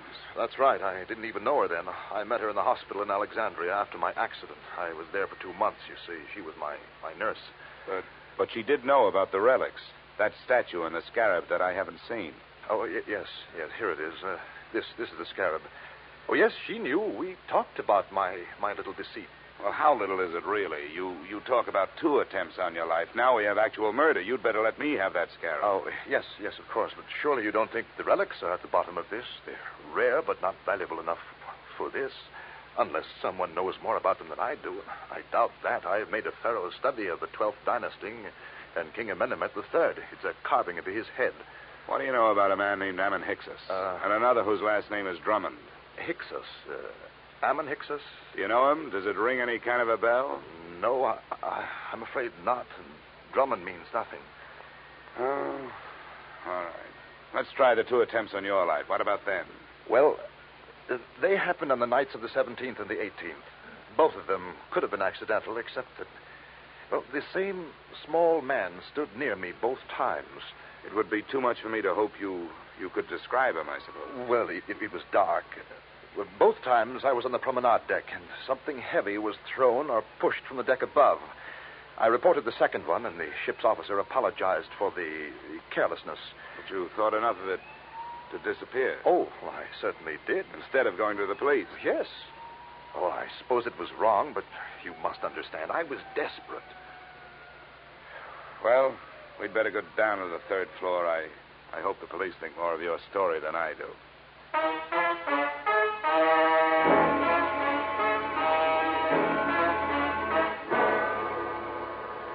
In 20 minutes, room 317 really looked like a murder scene. The place was swarming with New York's finest, white with fingerprint powder, and blinding with flash bulbs. The lieutenant to whom I made my statement looked as if he thought I was as crazy as I thought everybody else in the mess was. But then he changed his mind. Dollar? Hey, where is that insurance stick? Here I am. Him in the bathroom. Oh, there you are, Dollar. Yeah, find a suicide note or something?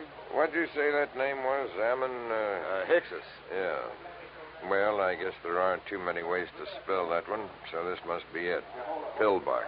Let me see that. Prescription from Alexandria. Dr. Ammon Hyksos. We'll put a tracer on that phone number you took off him first thing in the morning. Yeah. Hey, you going to take Lambert in for questioning? I guess we'd better. Routine. He's clear as far as I can see. Well, do something for me, will you? Have your doctors run a test of that plaster cast of his. And call me in my room, huh? A test for what? Well, just look it over. It would make a handy blunt instrument if nothing else.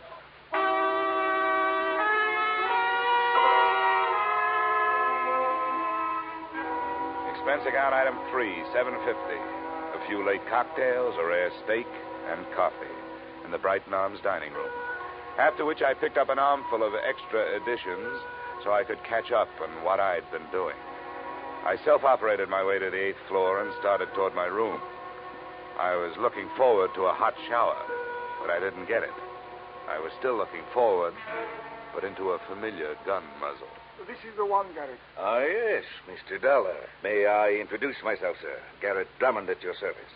Our meeting has been postponed too long. Well, there's a difference of opinion on that. You will please open your door. How can I refuse that pint-sized invitation you're still carrying? After you, sir. And I needn't remind you that my friend here is prepared for any rash move upon your part. Look, I'm tired. I don't have a rash move left in me. Close the door, Ammon. I suggest that you sit there, Mr. Dollar, in that unsightly straight-back chair. Thanks a lot. Now, sir, I shall plunge right to the point. Where is that scoundrel, Bruce Lambert? Well? I think I just decided that I don't know. Please, we have no wish for violence. You always say that with a gun in your hand. Well, let's get started. You make your pitch, I'll make my refusal, and we'll see where we go from there. I have already made what I consider to be a generous offer for so unimportant a bit of information as merely the whereabouts of Lambert, $2,000. But if it will expedite matters, I am prepared to expand my offer by another 1,000 on the spot, sir. The higher you bid, the greedier I get. What makes Lambert so important to you? A problem which is entirely out of your province, my boy.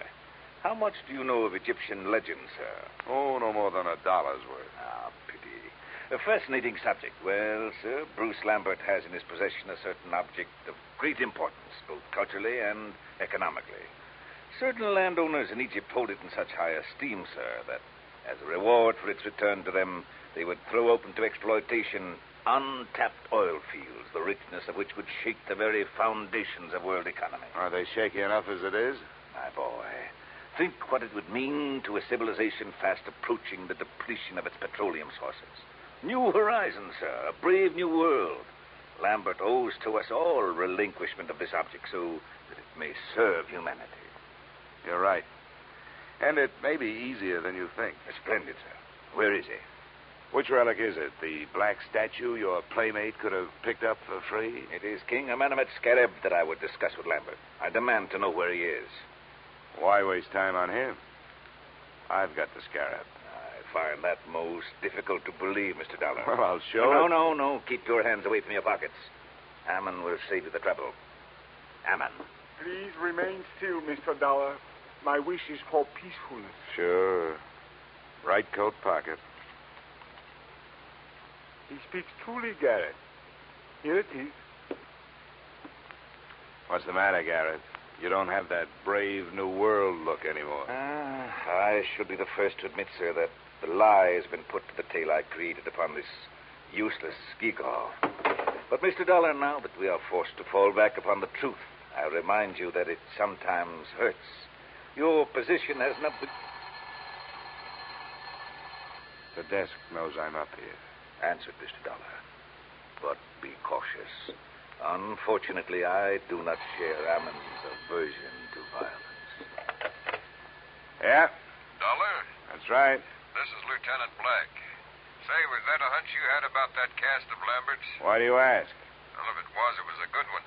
The doctors won't let us take it off, but we cut into it. It was put on in 3 layers. The middle one was wrapped in narcotics. Yeah? Don't be so modest, Dollar.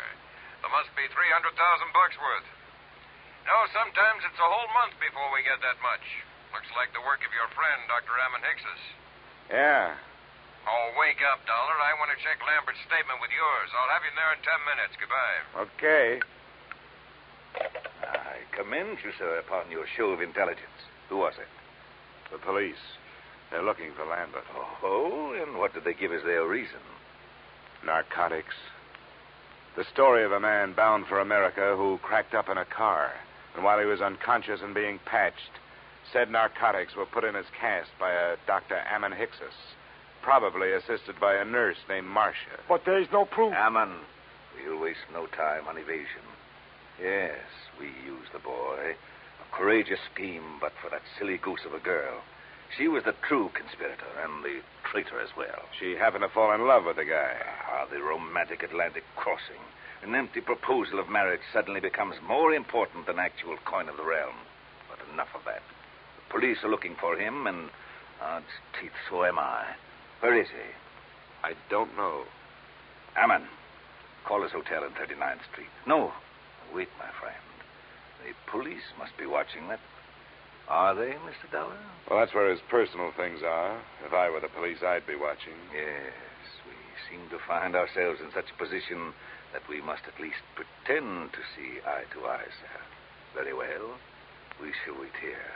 The chips are down, so to speak. Ammon. Yes, Garrett. Take the pistol. Into the bathroom with you.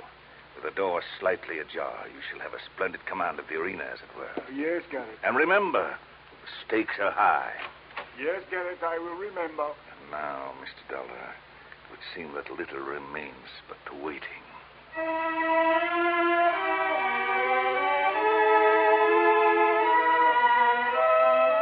The waiting was more than enough. Drummond settled himself on the bed, facing the door, his pudgy hands folded over his bulging waist. I was still in the desk chair, facing him. As usual, the police were late. 20 minutes passed before we heard the knock on the door. Your guest, Mr. Dollar. Come, we shall go to the door together. Now, keep your back to me and open it. It's your party, Drummond. Come in, Lambert. Not Lambert, the police. Ammon, shoot! Ammon, my friend, help!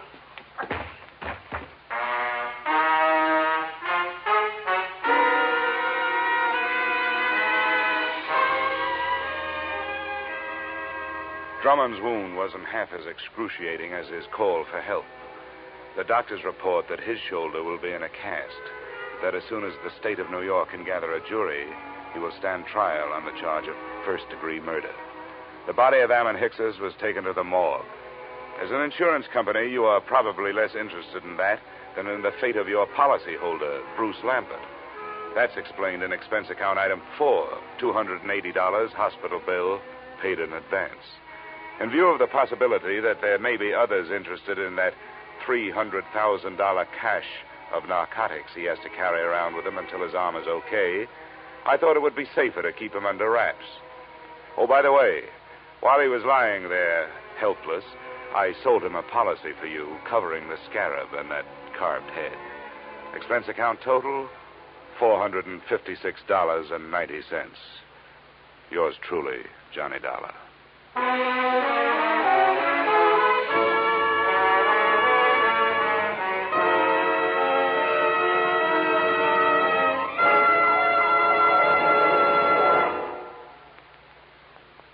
Yours truly, Johnny Dollar, stars Edmund O'Brien in the title role and is written by Paul Dudley and Gil Dowd with music by Leith Stevens.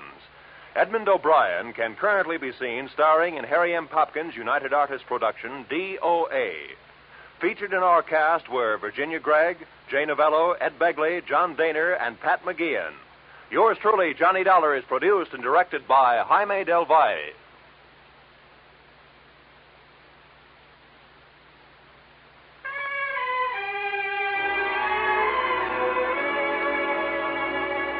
Join us again next week when Edmund O'Brien returns in another adventure of Yours truly, Johnny Dollar.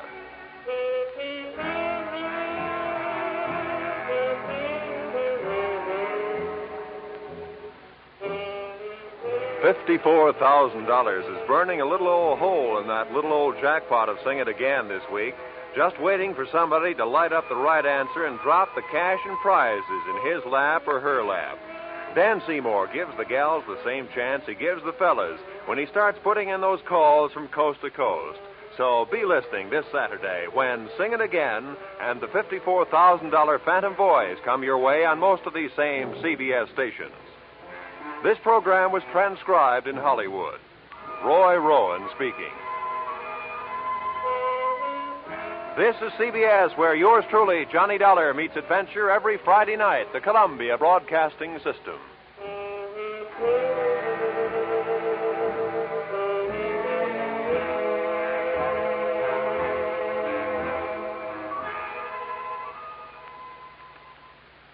Time now for Edmund O'Brien as Johnny Dollar. Dollar, thank goodness I found you. Why, what's up? You've got to leave for New York, Dollar, immediately. A policyholder, he's afraid for his life. Here we go again. Who's he afraid of? Well, he wouldn't say over the telephone. All I know is, to us, he's worth $100,000 alive. Well, that makes it simple. He must be afraid of somebody to whom he's worth $100,000 dead.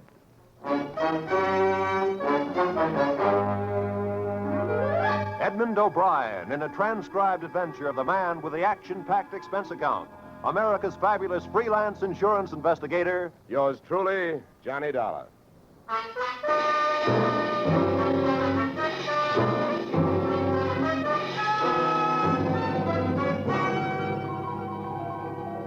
Expense account submitted by Special Investigator Johnny Dollar to Home Office, American Continental Life Insurance Company, Hartford, Connecticut.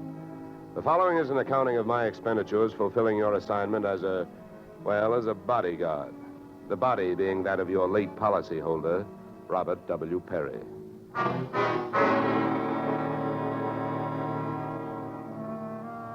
Expense account. Item 1, fare on night train, Hartford to New York, $3.65. Expense account item 2, $1.80 taxi to Lower Manhattan, following morning, to offices Perry and Van Bruten, importers, arriving as promised at exactly 9 a.m. Good morning. May I help you? Yes, you certainly can. My name is Johnny Dollar. I have an appointment with Mr. Perry for 9 o'clock. Oh, yes. From the insurance company. Well, you're right on time. Yes, they told me I'd better be, and I'm glad that I am. Mr. Perry just came in. He's alone and waiting for you. I'll buzz him that you're here. Thanks. Come on, Dad!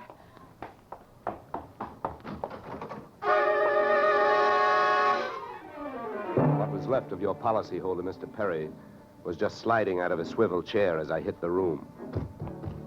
The top of his desk had erupted, and splinters of mahogany pointed their sharp fingers upward through lazy circles of smoke swirling toward the ceiling. The buzzer from his secretary's desk had been rigged to a booby trap. Oh, no. Mr. Perry. Stay away from him. Come on, there's nothing you can do. He's dead. Oh. What happened? What happened? Whatever happened? Let's go. Let's get back out of here. Here you are. Sit down. I'll get you a drink of water.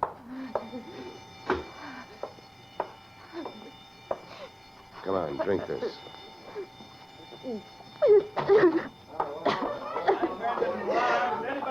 There's a doctor on the third floor. Shall I call him? Never mind the doctor. Go call the police. Nobody gets in here till they arrive. Now, the rest of you, go on, run along, beat it, will you? And have the building superintendent turn off that alarm. Okay, miss. Now, take it easy. It was all so sudden. What happened? Well, that's not hard to figure out. Somebody wanted to give your boss, Mr. Perry, a shortcut through life. So whoever it was figured out that a secretary would never buzz a boss unless he was at his desk. They rigged up a bomb somewhere in his desk that would go off when you buzzed him. Oh, then I killed him. Now, wait a minute, will you? Wait a minute. Don't go hysterical on me. There's excitement enough, and there'll be more when the police get here, so you keep cool. But I did it. You saw me do it. Look, honey, the way you put it, I killed him by coming in here and giving you my name so you would buzz him. And I was here to protect him. So drop it, will you? I'm sorry. Now tell me, what about yesterday? Was Perry here? Yes, all day. What time was it when you last used the buzzer? Why, right up to the last minute, about 5:30. Who left the office first? Oh, Mr. Perry, he always leaves first. I lock up. From the looks of things, you should have used more locks last night. Somebody got in here to do some wiring. Oh, I forgot that fire alarm. Look, before the police arrived, do you know why I was sent here? Oh, yes. Mr. Perry felt that his life was in danger. He thought that, well, with a $100,000 policy, the insurance company would do everything they could to help keep him alive. Well, we didn't have much of a chance, did we? What was he afraid of? I don't know. Okay. Tell me, what were his other appointments for today? Well, he only had two. His partner, Mr. Van Bruten, at 11, and later he No, had one at a time, please. Van Bruten. Anything special about their meeting? Oh, yes, Mr. Van Bruten arrived just yesterday from Holland. Oh, you mean there was a branch of this firm in Holland? Oh, huh? yes. Mr. Perry was buying out Van Bruten's interest. They had a final meeting at Van Bruten's hotel last night. I see. Van Bruten was coming by this morning to pick up his money. Cash? No, a cashier's check. The bank is to deliver it here at 10:30. Well, Perry's other appointment, who is that? Christine, his wife. Now she tells me. Christine, the beneficiary. Yes, she wouldn't have been the beneficiary in about another 2 weeks. They were getting a divorce. Thanks for the motive. You don't like her. Well, I didn't mean it that way. Well, how about Perry? Did you like him? Okay, here's an easy one. What's your name? Susan Gates. Now, isn't that about enough? Okay, Susan, you better save your voice. During the next few hours, you're going to have to do a lot of talking. I've been everywhere else. Is the fire in here? Well, you'll have to stick around. When the cops get here, somebody will get burned.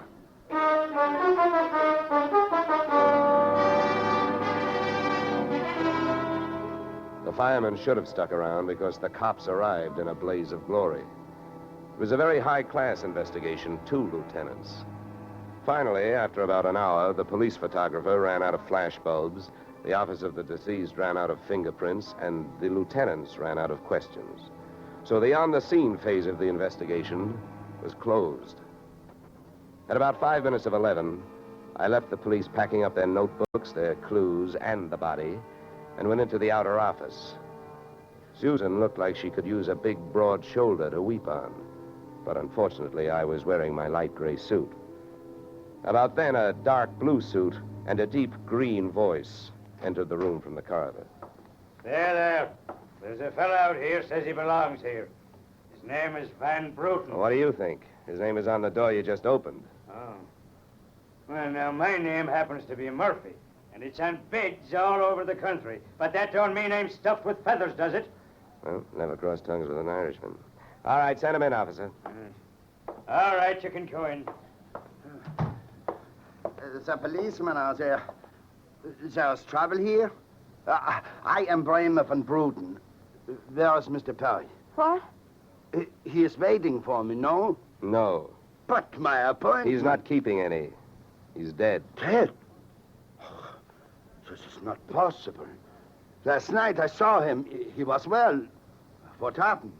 He was hit by a buzz bomb. A buzz bomb? Oh, please. You mean there was foul play? Yes, it was very foul. Oh, please. I may sit down. My first visit in all these years since before the war. It was to be so happy. But now tragedy like this. He was a good man, a good partner. I understand that as of last night, you were no longer partners. Yeah. I am glad you mentioned that. I realize, of course, that it is indelicate to speak of such things as money at a time like this, but that is why I am here, to receive my payment. Just because Perry got his, there's no reason for you not getting yours, huh? Oh, but you misunderstand me.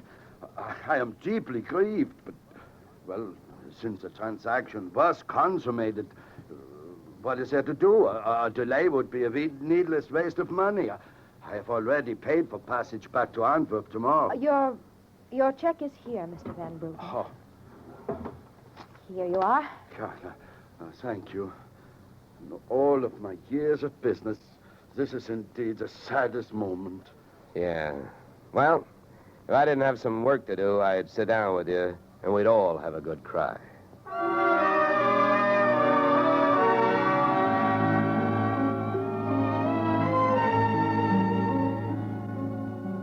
Expense account item 3, 90 cents. Phone call to the home office. Mr. Gordon's office. Look, honey, this is Johnny Dollar. I want to speak to Mr. Gordon. While I'm telling him what I've got to tell him, maybe you'd better sit there in his lap with some smelling salts. I'm not that type of a secretary.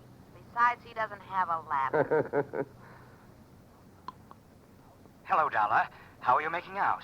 Out? About $100,000. What's that? Yeah. You know, you should have sent me earlier. Somebody turned Mr. Perry into a firecracker just after I got here. He's dead. Oh, that's bad news. Big policy. Yeah, what I want to know is, shall I stay on the case? Well, certainly, Dollar, by all means. Is there a chance of proving suicide? There's a non-payment clause. Yeah, to make this one a suicide, there'd have to be a Santa Claus. Nobody could hate himself enough to do it this way. What are the fraud possibilities? Fair, there's an estranged wife. She's the beneficiary, but she wouldn't have been in a couple of weeks. Divorce coming up. I'll start with her. All right, Dollar. Good luck. But watch those expenses. Why, Gordon, I'm surprised. I think an insurance man would be the first to want to see a fellow live a little.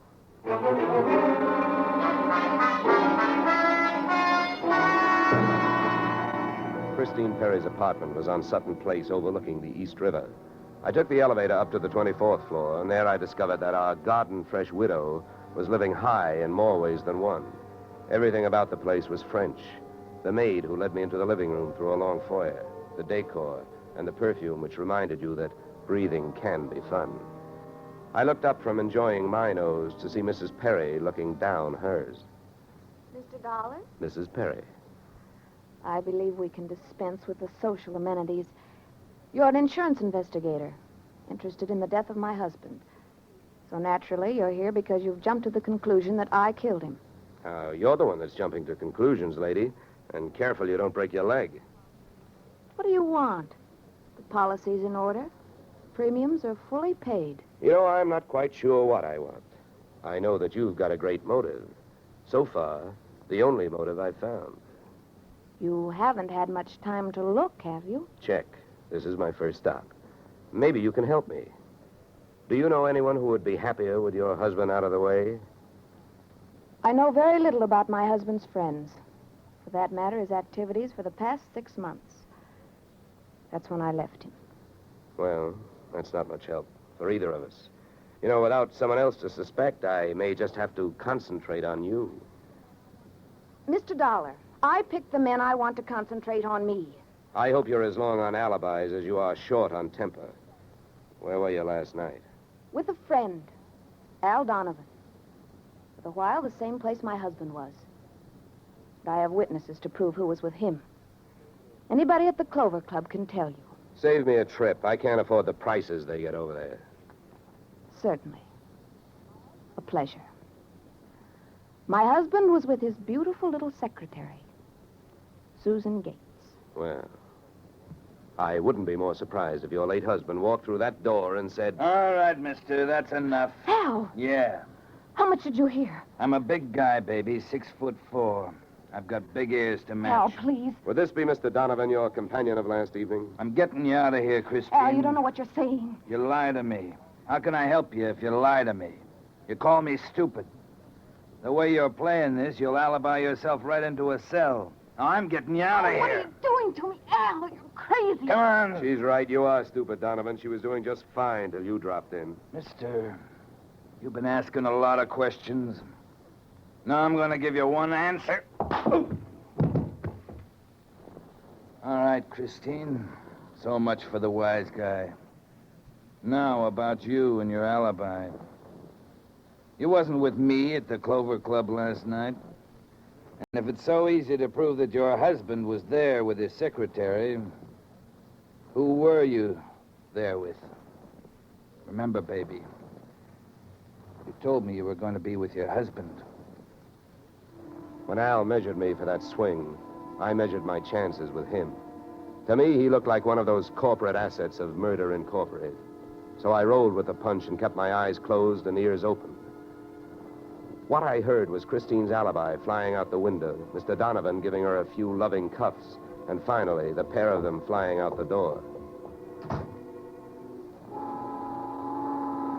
Just then, the noon whistle blew somewhere in New York, and I decided to allow myself the luxury of 1 full minute for lunch. In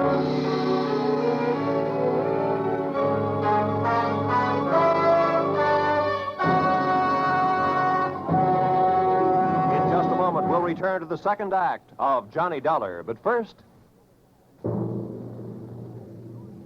And now we return to the second act of yours truly, Johnny Dollar, starring Edmund O'Brien.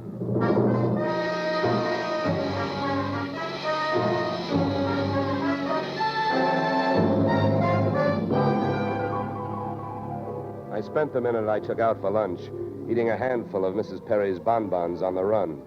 I hit the street just in time to see Donovan pushing Christine Perry into a cream-colored convertible. When they got rolling, I piled into an even yellower vehicle with a meter on it and started off crosstown playing tag through traffic.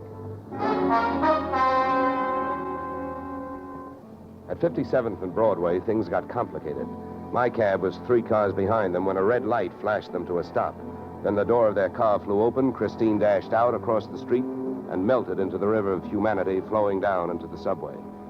Since Al Donovan didn't follow her, I followed him. When he finally pulled to a stop, he took 2 chances. He parked in a no-parking zone and walked straight into the building beside it, a police station.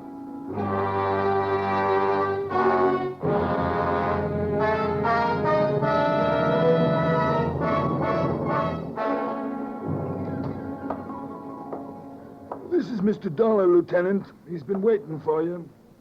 Well? My name is Johnny Dollar, Lieutenant. Here are my credentials. Insurance, huh? Yeah, the Perry murder in particular. You've come to the right place, Dollar. A man named Donovan just walked in here and made a full confession. He what? That's right. My clerk's just typing it up. In the meantime, the gentleman is down in the tank having a bite of lunch on the city. He confessed.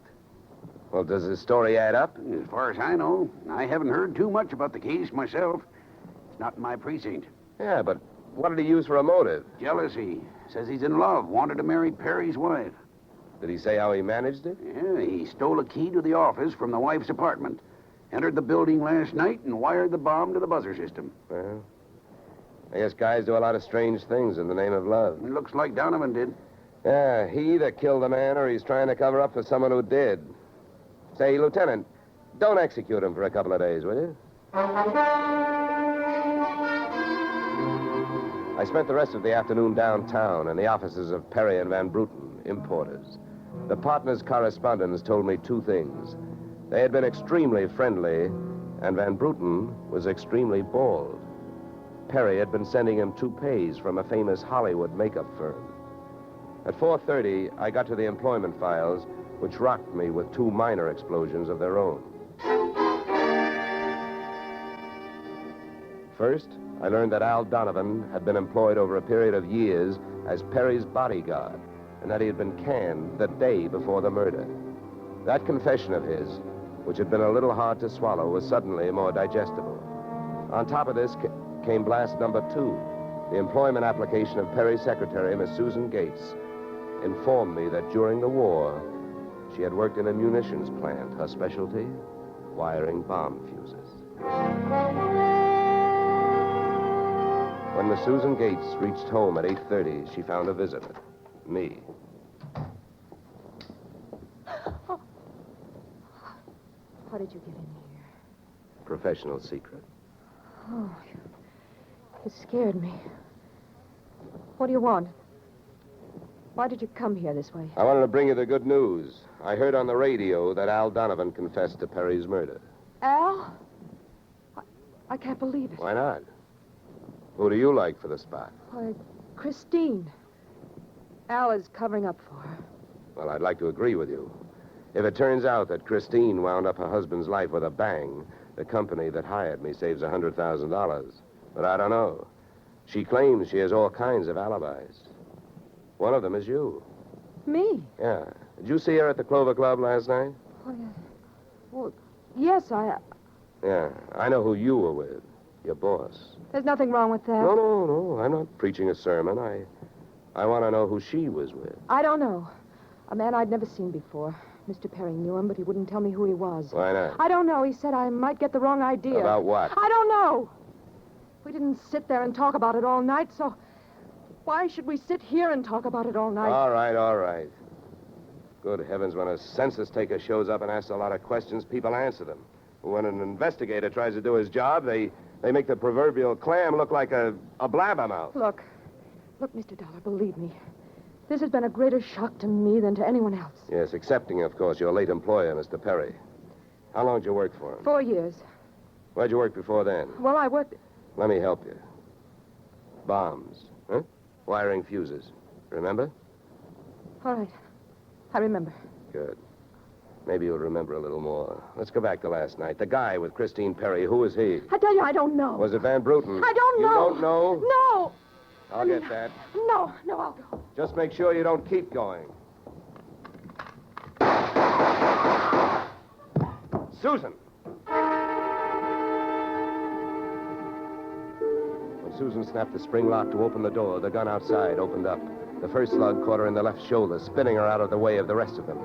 It was getting monotonous. Every time a buzzer went off, things started booming. Susan was sprawled out on the floor in front of the door, and to open it, I had to move her. By the time I did, the hallway outside was empty. Okay, now, take it easy. Come on. Don't start hurting for a couple of minutes. We'll have a doctor here by then. He'll give you something. Please, try to keep calm. Here, what? I'll throw my coat over here. Now, try not to move. You're going to ruin this rug. Never mind the rug. What we want to worry about is who tried to ruin you. What'll they do to me? What'll who do to you? They'll arrest me. They don't arrest people for getting shot. You have any idea who it was? That man in the office this morning. The one who picked up the check. Van Bruten? No, he wasn't Van Bruten. He was a phony? Yeah. And you still gave him that check? Yes. Well, I won't ask you why. You gave him that check and then tried to blackmail him. Is that right? They'll arrest me. I wouldn't be surprised. Who is this guy? Where can I find him? Come on, don't pass out on me now. His name, quick, come on. Then Sam. Where's he live? Marsden Hotel. Under his own name? No, I don't... I don't blame you. I could use a few moments of unconsciousness myself. The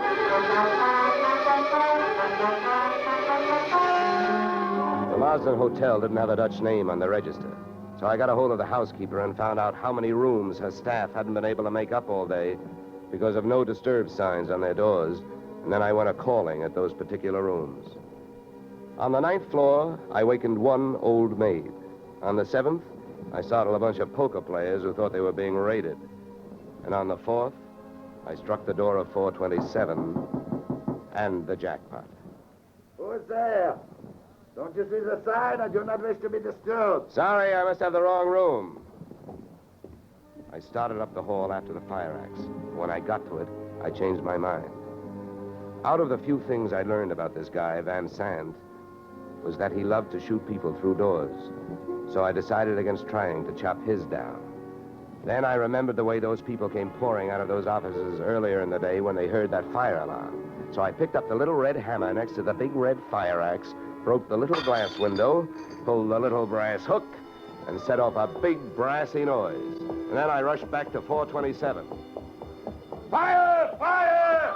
Hey, fire! Fire! There's the fire. Right here in my eyes, sweetheart.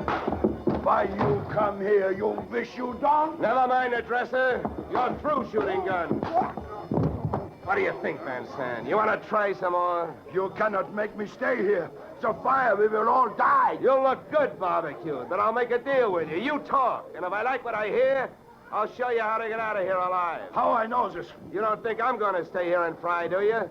And if you don't start flapping that tongue in a hurry, I'll probably just tie you to a chair and run.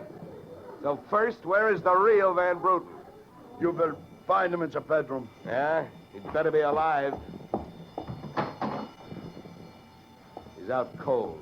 What's the matter with him? He will be all right. He's under sedatives. Where did this identity switch start? Come on, hurry up, talk. I smell smoke. I knew Van Bruten from Antwerp.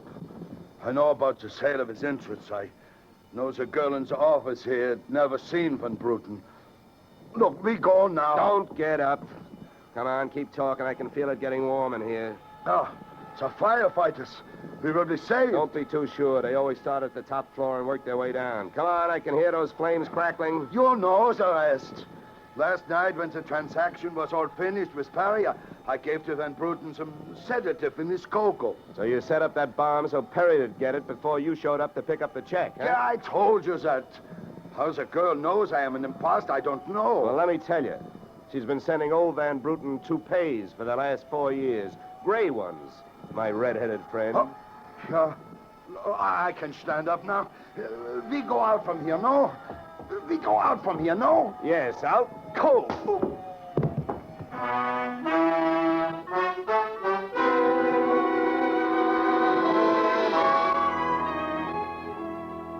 Expense account, item 4, $1.40. Night letter informing you that American Continental would have to meet payment of claim to Mrs. Christine Perry, innocent widow of the insured.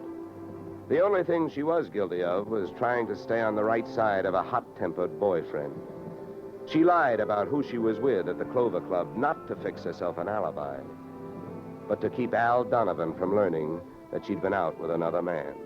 That man being the real Mr. Van Bruten, who had only taken her out to try to talk her into reconciling with his friend, her husband. Expense account item 5, $100. Fine for turning in a false alarm, which, since you're paying it with me, is just fine. Expense account total, $463. Yours, truly, Johnny Dollar.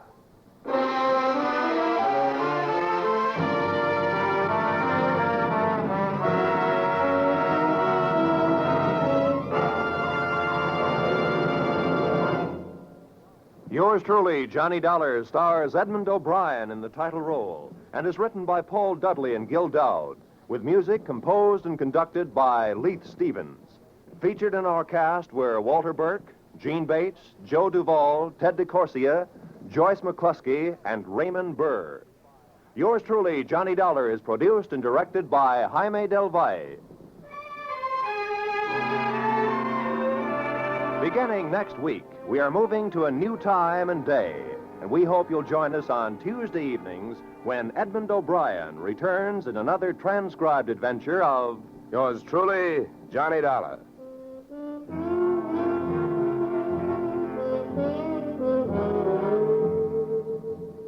You, Mrs. Bloom, Molly Goldberg's famous invitation to fun in the Bronx now echoes across the country each Saturday night on CBS. It's the same fine brand of comedy mixed with a tear now and then that's made Molly and her whole family, Jake, Sammy, Rosalie, and the others, favorites for many years. CBS invites you to hear the Goldbergs on most of these same CBS stations this Saturday and every Saturday. This is Roy Rowan speaking.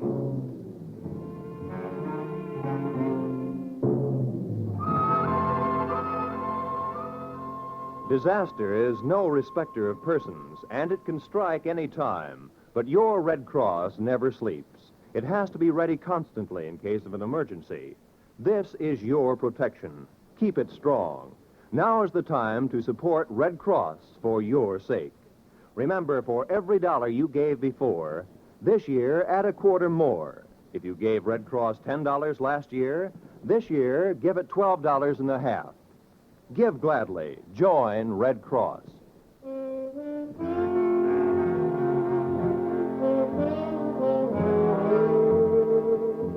This is CBS, where yours truly, Johnny Dollar, meets adventure next Tuesday night, the Columbia Broadcasting System.